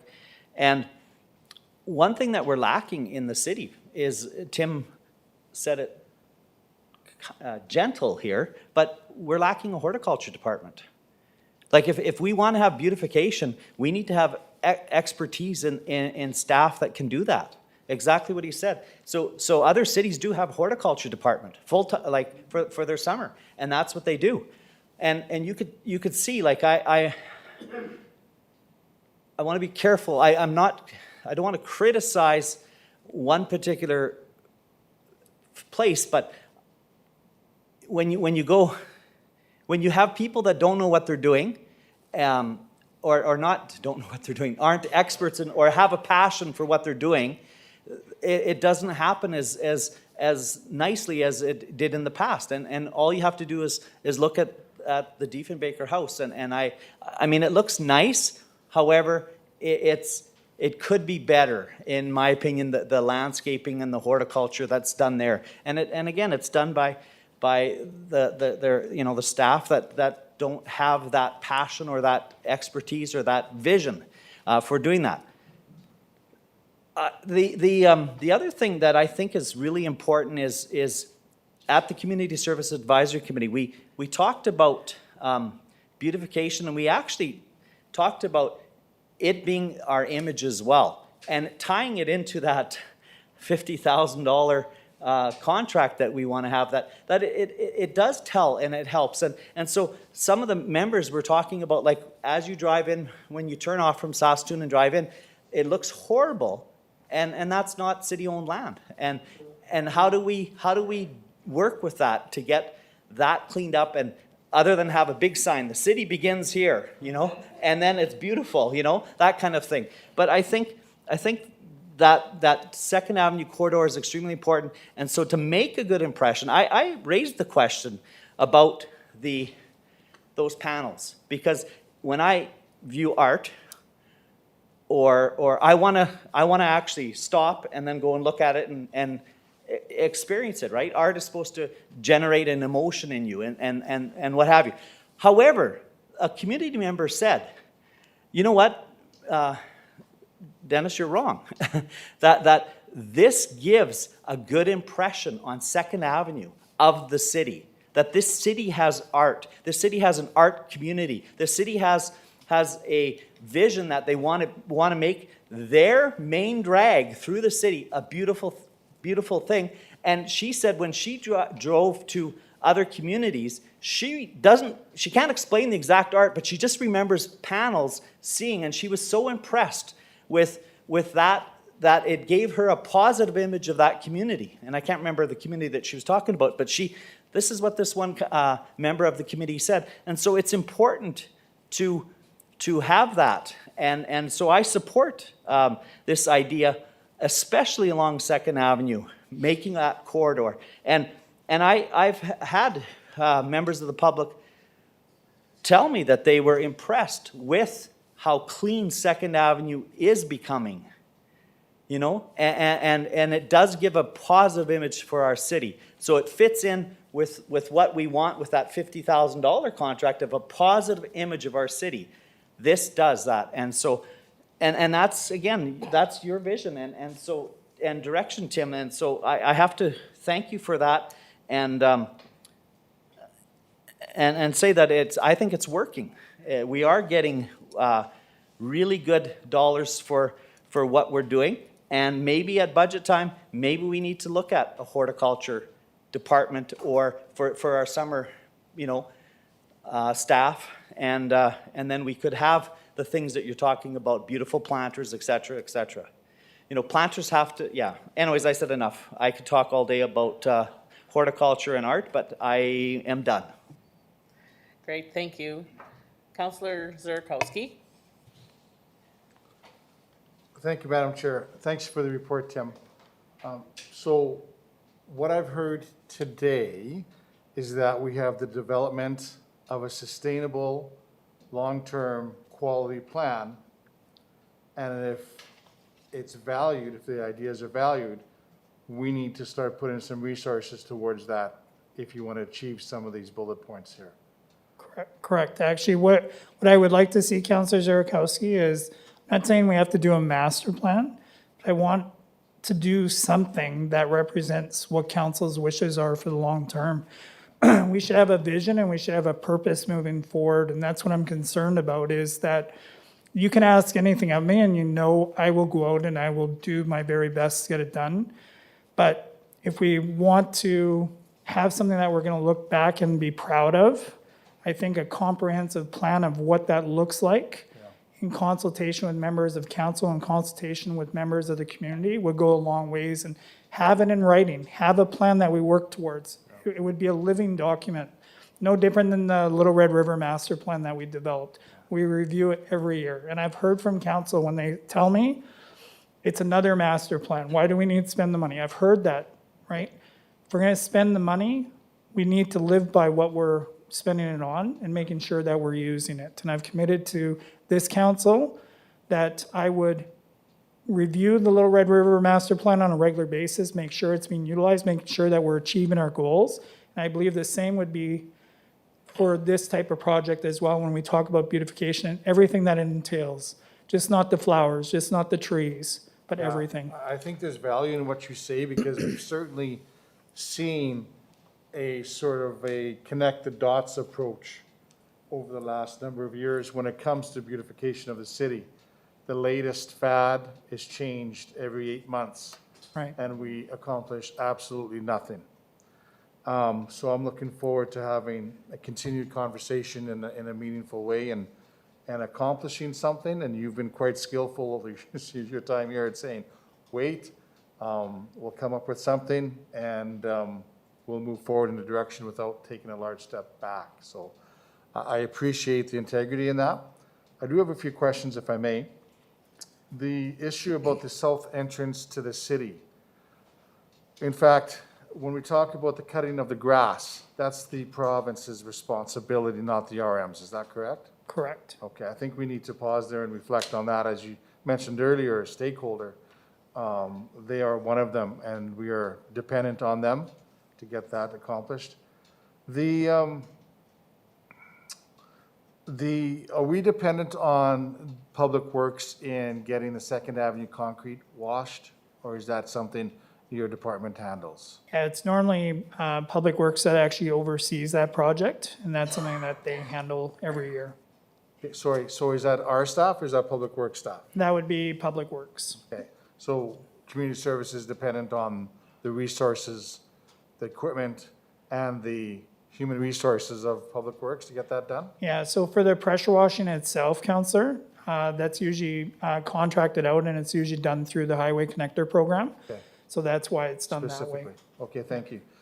Two questions related. I'm going to go back to the big dig. We're coming off the bridge from the north. The traffic was shut down for quite a bit of time, and there was, once it was, Second Avenue was rebuilt, pipes in the ground, asphalt laid, concrete laid. We lost an opportunity, in my opinion, this is just Ted talking, in my opinion, to put some green space and some green canopy along that piece of the Second Avenue corridor that Prince Albert is known for. Related to that is the corner, the northeast corner of 15th Street and Second Avenue, where we asphalted over, and it looks like asphalt. So those two locations, I don't want to lose track of somebody who's making decisions and priorities. Maybe there's opportunities there to beautify, to add some resources to make it less concrete and less asphalt because it is along our main corridor. Am I talking out of my hat, or are there opportunities there if resources were available? Yeah, so Councillor Zerikowski, I remember many times where you've mentioned that to me and talking about the center medians. So just so you know, there will be some changes coming to the 15th Street project. So you'll be happy to know that those center medians will actually have trees in them. The one that's currently being worked on by Public Works? Correct. Perfect, thank you. So we'll start there. We'll see what type of success and what type of comments we receive back on that. But out of that, we're hoping that we'll continue working closely with Public Works and getting some headway on some other projects as well. So, but 15th Street East will be that first project that you'll be able to see trees in the center median. Thank you. Thank you. Thank you. Mayor Dion. Well, and I'm just going to be quick, and I want to echo something Councillor Broadnick said. I used to remember when I first got into the city, we used to have an horticultural club, and they actually used to give prizes away for the best decorated yard, the best plants, and it really got people fired up. Because also, when you talk about beautification, we got to go into our neighborhoods, you know, in our streets and encourage people. And sometimes that's a challenge because in our community, we have so many rentals, you know, and it's hard enough sometimes to get them to cut the grass, you know. But I do believe in beautification, and I do. So on a side note, if you could just let me know how many planters we have, strictly because I do have 3 or 4 businesses on Second Avenue that will hire professional people to do those planters. Sure. And we brought this up a couple of years ago. Let's adopt a planter on Second Avenue. Right. You know, and because some people do on Second Avenue apply, okay? But at the same time, the people that don't apply, Tim, we should be dealing with them. They're using city land. We extended them, got rid of the service roads under the deal that they would landscape and take care of them. If they're not, then we should be shutting them off access to our property and then us doing something. But, and so that's, I'm going to recommend to you as well, that we have contracts, and if they don't want to honor them, well, then let's just take them over and tell them to get off our property. Right. You know, we made them a deal. They wanted this extra property. Are you going to take care of it? You're going to landscape it? Yes, yes, yes. And they signed. So part of our problem is, too, in a city is some things we don't reinforce. And that's one that we should do, especially Second Avenue. That's our main street going through. Right. Thank you. Councillor Edwards. Thank you, Deputy Mayor. Just a couple of comments. Number one, great work on the cleanup after the storm. That took a lot of manpower out of the community services in the entire city, so that we're seeing trees knocked down all over and they're quickly being cleaned up, so thank you for that. Couple of things, Councillor Zurkowski talked about the highways. That pressure needs to go on to them because that's brutal. The ditches by the highway on the entrance is terrible.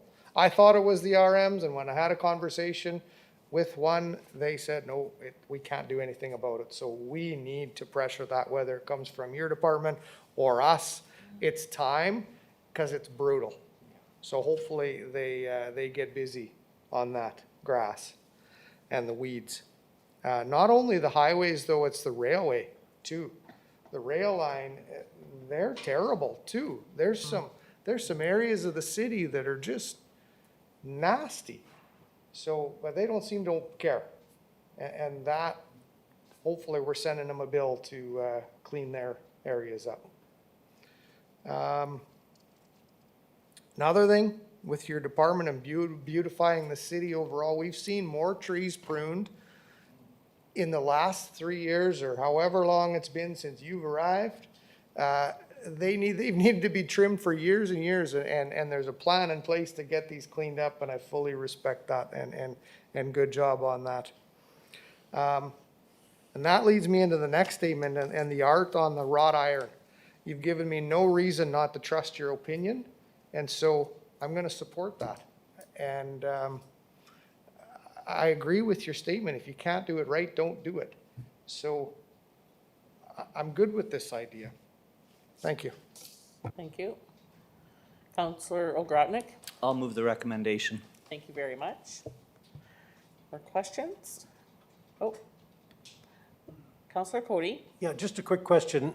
At the tourism center, I noticed there's 4 pots sitting there. You know what? They look hideous, in my view.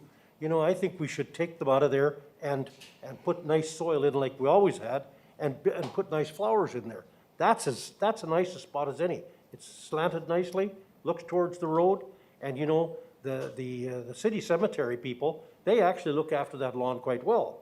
So, you know, it's quite nice coming there, and then you come to the tourist center, you got those 4 pots sitting there. And I don't think they look very nice. So I'd certainly change that if I had an opportunity to do so. So if I can just answer that, and thank you, Councillor Cody, for your honesty. Actually, there will be a change coming. I am working with Ashley from Prida. So they have taken over that building up there, and they're actually working on designing that flower bed. So I'm hoping that we'll see something shortly. And I'm working to support her on that. If we need to provide her some dollars for flowers, we certainly want to do that. And Mayor Dion, I just want to give you just one other comment in regards to what the CSAC committee had provided me with feedback in regards to beautification.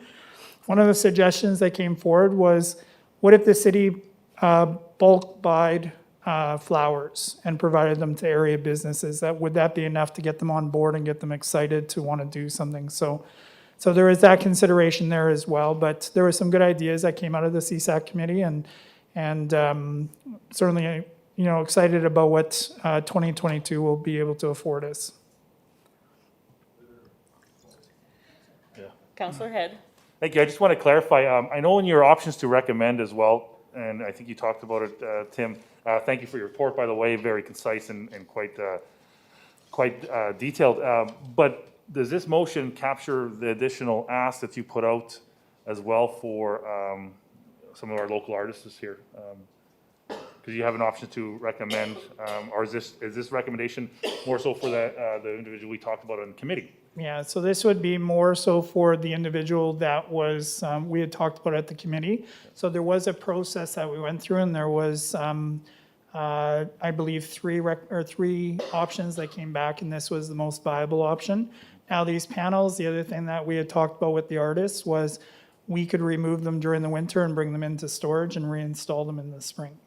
So we do have the ability to be able to clean them as well. She's guaranteed her work, but you know, I'll leave that with council to make that decision. Thank you. And just a couple comments. I'm also on this committee, and I have to say those conversations were quite great to be a part of. I mean, there's a lot of great initiatives that we could probably take on, but we're limited in the funds. And I do think to Mayor's comment about not seeing them going by, I think if you go on the bridge or go down Second Avenue on the weekend, you will have lots of time to review some of the artwork as you go up and down the bridge. But thank you for your work, Tim, and I look forward to our meeting tomorrow as well. Thank you.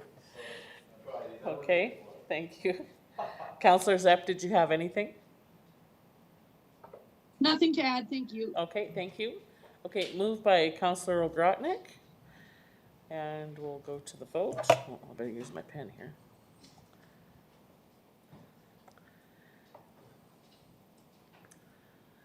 Open. Oops, sorry. How do I?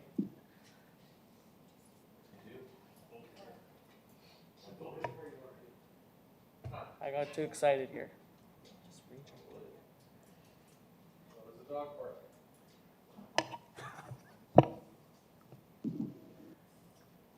Okay. So we're going to try this again. Thank you. Councillor Zepp. Yes. Thank you. And close, accept. Where we go? Thank you. Right. So, thank you, Tim. We're gonna go 7.3. I'm hoping to do 7.4 at the same time. Just kidding. City Council required mandatory bike helmets. A verbal presentation from our city manager, Jim Toy. Okay, you have to shut this off and then turn it back on.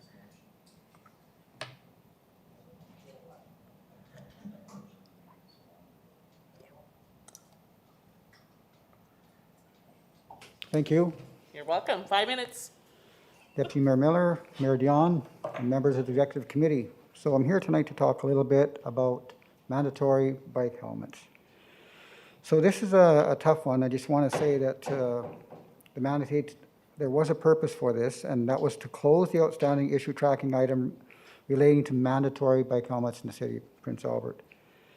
So there was a motion that Councilor Grodnick put before, and it stated that city administration prepare a report for bike helmets to be mandatory. Now, there's some background legislation on this issue. Just want to go over that. The use of bicycle helmets is mandatory in British Columbia, New Brunswick, Newfoundland and Labrador, Prince Edward Island, and Nova Scotia. In Alberta, Manitoba, and Ontario, the use of helmets is mandatory for only cyclists under the age of 18. And currently, the province of Saskatchewan has no mandatory helmet bylaw or law. So the city of Prince Albert, there is a new proposed bicycle bylaw that's on the agenda right after me here. A report is included in the agenda tonight regarding bylaw number 12 of 21, a bylaw of the city of Prince Albert to regulate the operation of all bicycles upon or in the streets, sidewalks, trails, shared paths, and parks. The proposed new bicycle bylaw number 12 of 21 includes the following provision respecting a helmet. It's the only provision they have. No person shall operate an electric bicycle or power-assisted bicycle without a helmet. Upon review of the changes to the bylaw number 12 of 2021, the provision of mandatory bike helmets was not included, as the province of Saskatchewan has no mandatory helmet bylaw. Mandatory bike helmets should be provincial legislation and not enforced by the city. Legislating mandatory bike helmet law would create some issues, as there is no provincial legislation. The National Transportation Safety Board reported that when cities mandate and enforce helmet usage, evidence suggests a series of negative consequences to riders and ridership, such as a reduction in the number of cyclists on the street, financial struggle for popular bike sharing systems, and more exposure among vulnerable populations to unnecessary interactions with police. We do have a bit of a communication plan. Administration will have communications work on a public awareness campaign on safe cycling while encouraging residents to wear a helmet. Wearing a helmet is for the safety of the children and cyclists. The public awareness program will recommend wearing a properly fitted helmet to prevent head injuries. It helps protect your brain from absorbing the force of an impact and decreases your risk of a serious head injury by up to 85%. So we are planning a public awareness campaign to our community, and it's called Be the Example. All cyclists should wear helmets no matter their age. Encourage your children to wear a helmet. Set an example as an adult and wear a helmet when you ride. A little personal thing here is me and my wife, we ride our bikes just about every day. We both wear helmets. We're not very young, but we wear helmets and we ride bikes. And they're not four-wheel bikes or two-wheel bikes. And they're not electric bikes, they're actually pedal pushers. For those people who have electric bikes. So, set the example as an adult and wear a helmet when you ride. Be consistent, a helmet is necessary anywhere your child is riding a bike, including backyards, parks, and schoolyards. Let your child have a choice and choose a comfortable helmet that they like. Praise your child for wearing a helmet. Consider not letting your child ride without a helmet. Tell your child about the risks of riding without a helmet, such as brain damage or even death. Discourage negative comments about helmets. So we've had some consultation with some other municipalities. I'll just give a quick review of that. In May 4th article in Regina Leader Post, Regina City Council has struck down a proposed bylaw which would have required all cyclists to wear a Canadian Standards Association approved helmet. Instead of the helmet law, the City of Regina chose instead to educate the public on bike safety. Regina says it will create a public awareness program on safe cycling while encouraging residents to wear a helmet. The city will also look into requiring helmets to give at least a 1 meter gap passing a cyclist, a law already in place in many Canadian cities. In the city of Saskatoon, they have a bicycle bylaw. The city of Saskatoon bicycle bylaw does not have a mandatory bike helmet. They recommend a bike helmet, however, the helmet is not mandatory. Upon the finalization of their current bylaw, they reviewed the bike helmet issue. The stakeholder group preferred to not make helmets mandatory. Input received was that requiring a bike helmet would be a barrier to active transportation. And attached to the report is a 2021 cycling guide that Saskatoon posts on their website. So Saskatchewan government insurance, what their issue is, or interest, SGI states on their website, always wear a helmet. You should wear a properly fitted helmet to prevent head injuries.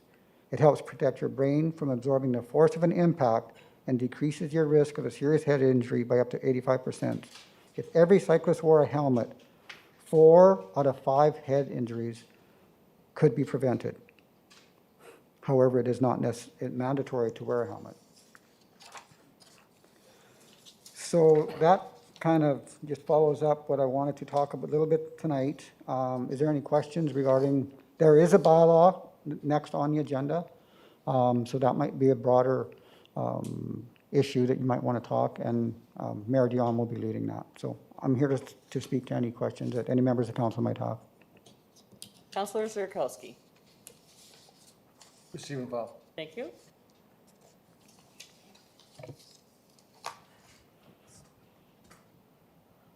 Councillor O'Grotnick. Thank you. Thank you for the report, Jim. I guess I'm a little disappointed that we're not going to make it mandatory, and just because the province doesn't have a law making it mandatory doesn't mean that we shouldn't either. After all, it was the city of Prince Albert that pushed the no smoking in public, from my understanding, years and years ago, before it became a provincial law that you don't smoke in public. And so we could have been the leader in this. And SGI itself says, 4 out of 5 head injuries could be prevented, if cyclists wear helmets. And so, I mean, if that isn't enough incentive to make this mandatory, I don't know what is. But I respect the report, and you know, the motion is there to receive and file, and so that's what we'll do. We could have made it mandatory, though. I felt we should have made it mandatory. And that's enough. I'll stop there. Great, thank you. Mayor Dion? Sorry. That's okay. And I agree. It should be. So we're not just sitting idle. I've sent a request in. The mayors, 60 mayors will be meeting in Yorkton on the 18th and the 19th of August. I'm sending a report asking that mandatory bike helmets be on the discussion. I'm also going to bring a resolution forward again to SUMA, which we've done in the past for helmets. But this time I got a little smarter. I'm also going to engage SGI to help us. They're a government crown, and they support helmets. But the problem that we have is in talking to other cities, when you have 16 cities in a province as ours, you just can't have a standalone. I come up for holidays from Saskatoon. I load my bikes. I don't wear helmets in Saskatoon. I come to PA. I'm riding the Rotary Trail. The enforcement would be a nightmare. We'd have to have signs everywhere saying that they're mandatory. We did look at it. When I went through the bike bylaws, I'll discuss it a little more there. But we did look at it, but the challenges were just so huge. So I think the key is to put the pressure on the province to step up. Or the other thing that we're going to ask them, or do what some of the other provinces did, at least start from 18 and under. And then the date keeps growing and growing and growing, and then pretty soon your whole population has to wear helmets. So we're going to approach it in a couple different ways and hopefully get the 18 and unders with helmets on and lead from there. So thank you. Thank you, Mayor Dion. Okay, we have a motion on the floor.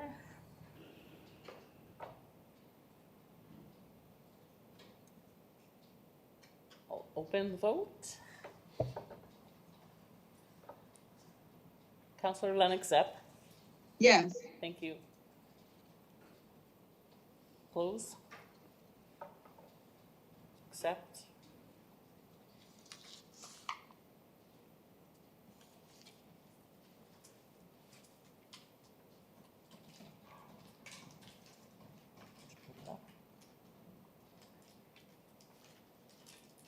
Already did?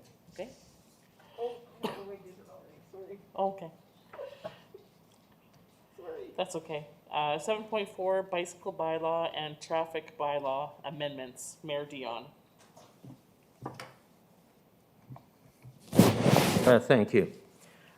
We went through this bylaw quite a bit, and ours hasn't been amended for quite a while. So what we did is we talked to all the other cities in the province. We collected quite a bit of information. We did one thing that all cities are doing, so we did put that in our bylaw about e-bikes, that they're mandatory to wear helmets. The strictly reason that most cities have done it, and we put it in our bylaw, is e-bikes can travel up to 32 kilometers an hour. After 32 kilometers an hour, they're considered a motorcycle. So I know somebody with an e-bike, and his e-bike goes 28 kilometers an hour. And that's scary. That thing moves. You know, so we did put mandatory bike helmets in. But then we went through all the other bylaws, and as you can tell, they're highlighted in the bylaw, all the different changes that we do have in regards to light, reflectors, the consistency of the bike, serial numbers, and that's consistent with almost every city. So it wasn't very hard for us to update our bylaw. Once we looked at it, it was one of these ones that, again, nobody had updated for years. So when we got all the other cities' bylaws in, most of them had what we were looking for. So we just combined them all. And we did struggle with the helmet thing. We were going to recommend under 18, but then we decided, no, let's go after the province. And we are going to enter also into an education program, as Jim said, to try to encourage people to wear helmets. So with that, I'll move the recommendation and I'll wait for comments. Thank you.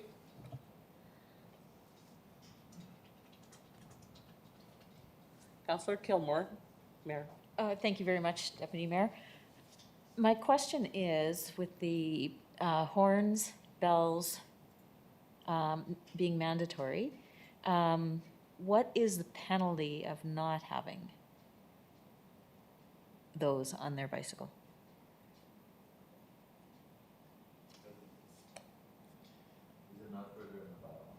I It's a- saw $2,000 and that. No. Okay, 100. sorry, thank you very much. 100, and if you pay it early, it's 50. Thank you But very much. again, it's whether it'll be Obviously, I must enforced. have skipped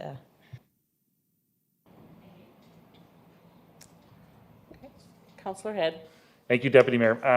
You know, I know we discussed this about including some serial numbers, and we expected to see this in our minutes or in our agenda items. But as Councillor Kilmer had mentioned, I do want to flag for the public a couple things. The Hornet Bell one, because it's now mandatory, as what we're proposing here. And it'd be good to get some feedback on that as well. And then number 14, bullet 14, leashed animals, because I know I've been on this path as well, and I've seen people riding by with, you know, riding their bike while kind of dragging their dog along. So I just want to flag that for the public, because I think it's important that they see that and give us some feedback if they have any concerns with that. Thank you. Thank you. Counselor Edwards. Thank you, Deputy Mayor. A couple things. Serialized bikes and registration. So I like this idea. I'm a little, I don't know how we're going to deal with it, because as soon as these bikes get stolen, that serial number gets ripped off. So there has to be a way that we can identify a bike or potentially identify a bike that has this serial number off, and then they be able to re-register that bike. So once it's taken off, it's scratched off, how are we going to be able to deal with that? Are we going to issue a plastic serial number somewhere that or a taped serial number? How do we deal with that? I don't know who can answer that. Mayor Dion. We're actually looking into that, where we can get a machine that will actually stamp it.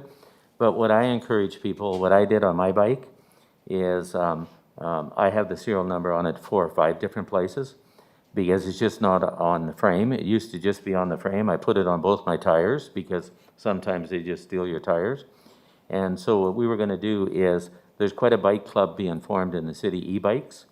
They're forming a club. And one thing they were going to do was assist us with our bike bylaw, and if you don't have serial numbers, and for example, lots of the bikes that we sell at the auction doesn't have serial numbers.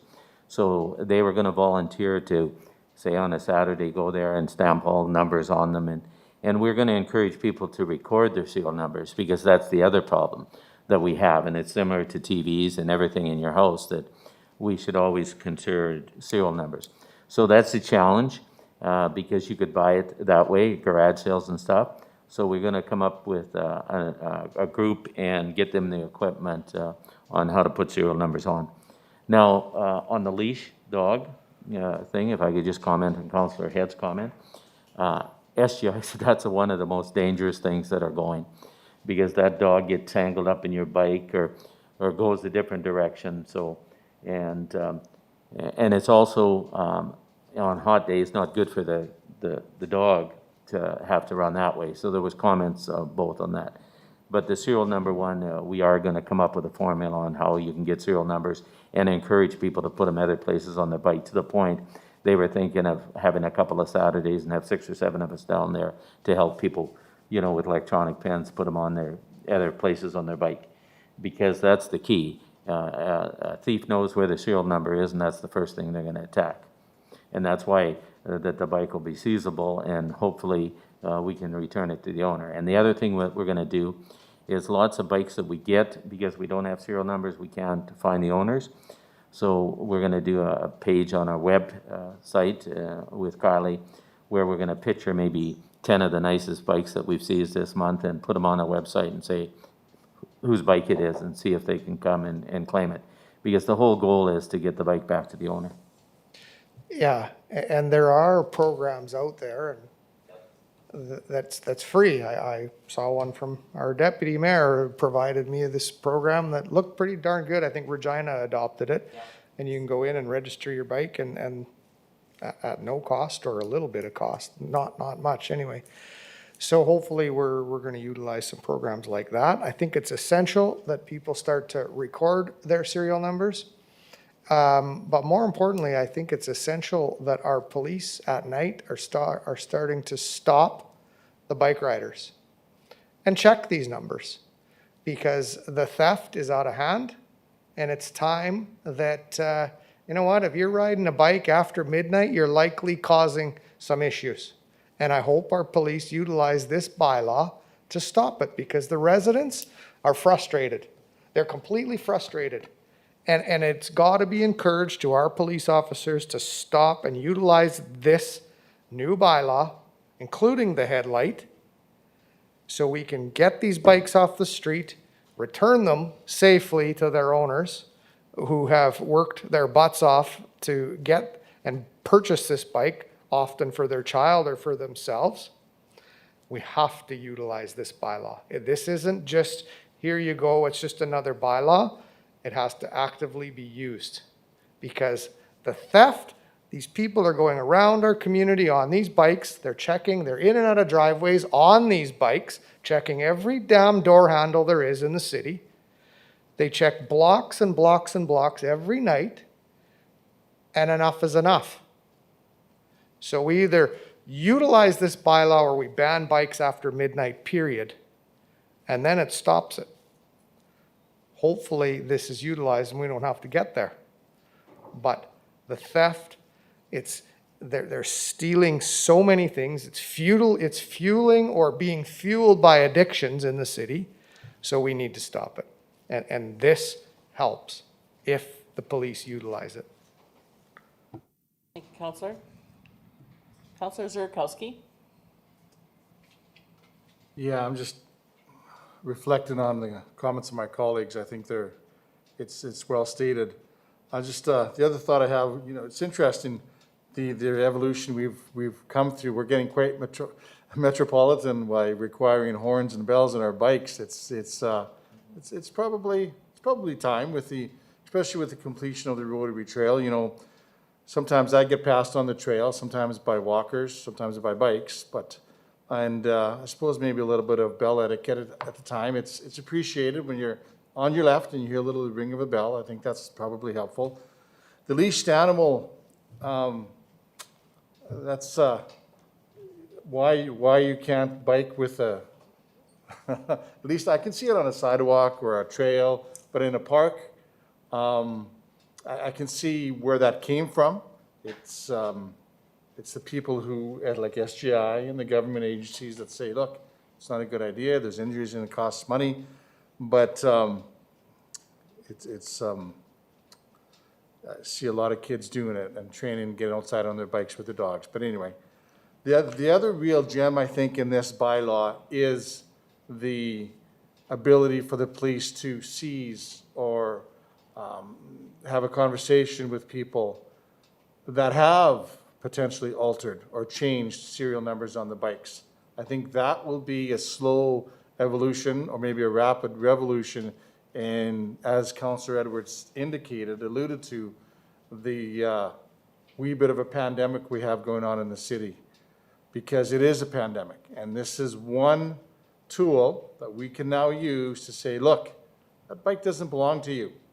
Let's put it in the trunk, let's take it away, let's find its owner. So the message to, I think, our mums and dads out there is, if you're looking at buying a bike, get a serial number put on it, several different places, record it, take a picture of it, because one day you may need it, and it is rampant.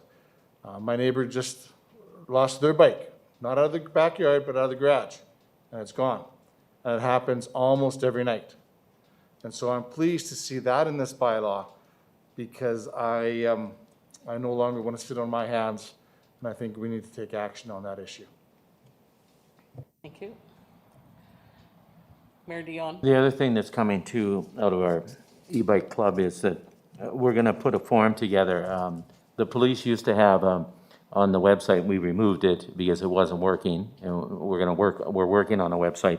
But the other thing, one of the suggestions we had, we're going to get a forum, and we've talked to some of the stores around, and they would love it. And they will actually fill the form in when the people buy their bikes. that they'll write down the name, the serial number, and everything else, so then we can input it into our website, our database.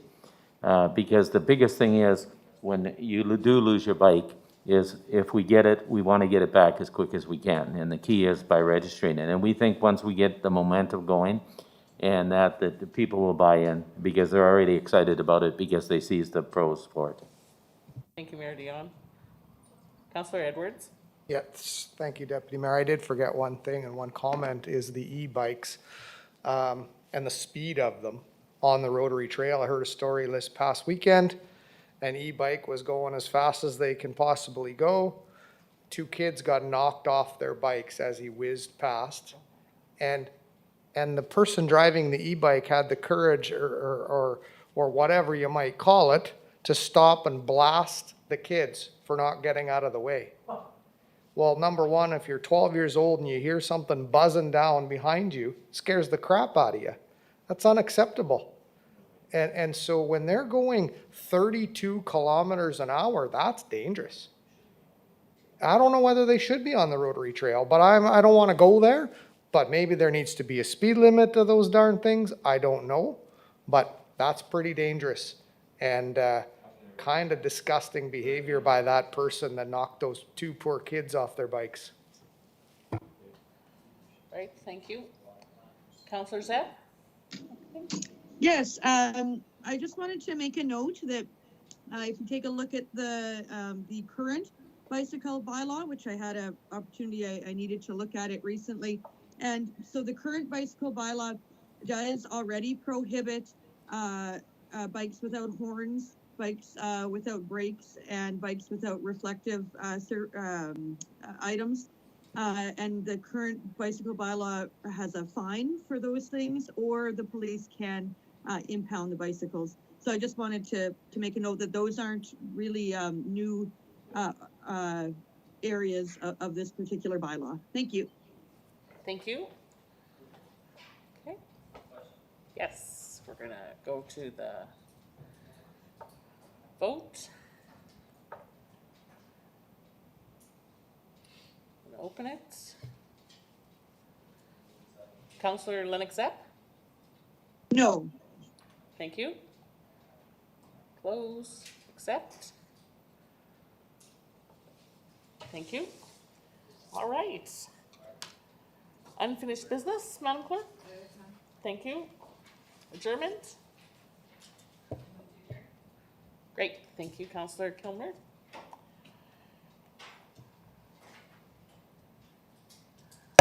Oh. Well, Councillor Zerkowski must be hungry. I'll open. Go for the vote. Councillor Lennox Zepp? Yes. Thank you. Accept. Okay, we're gone for lunch for half an hour.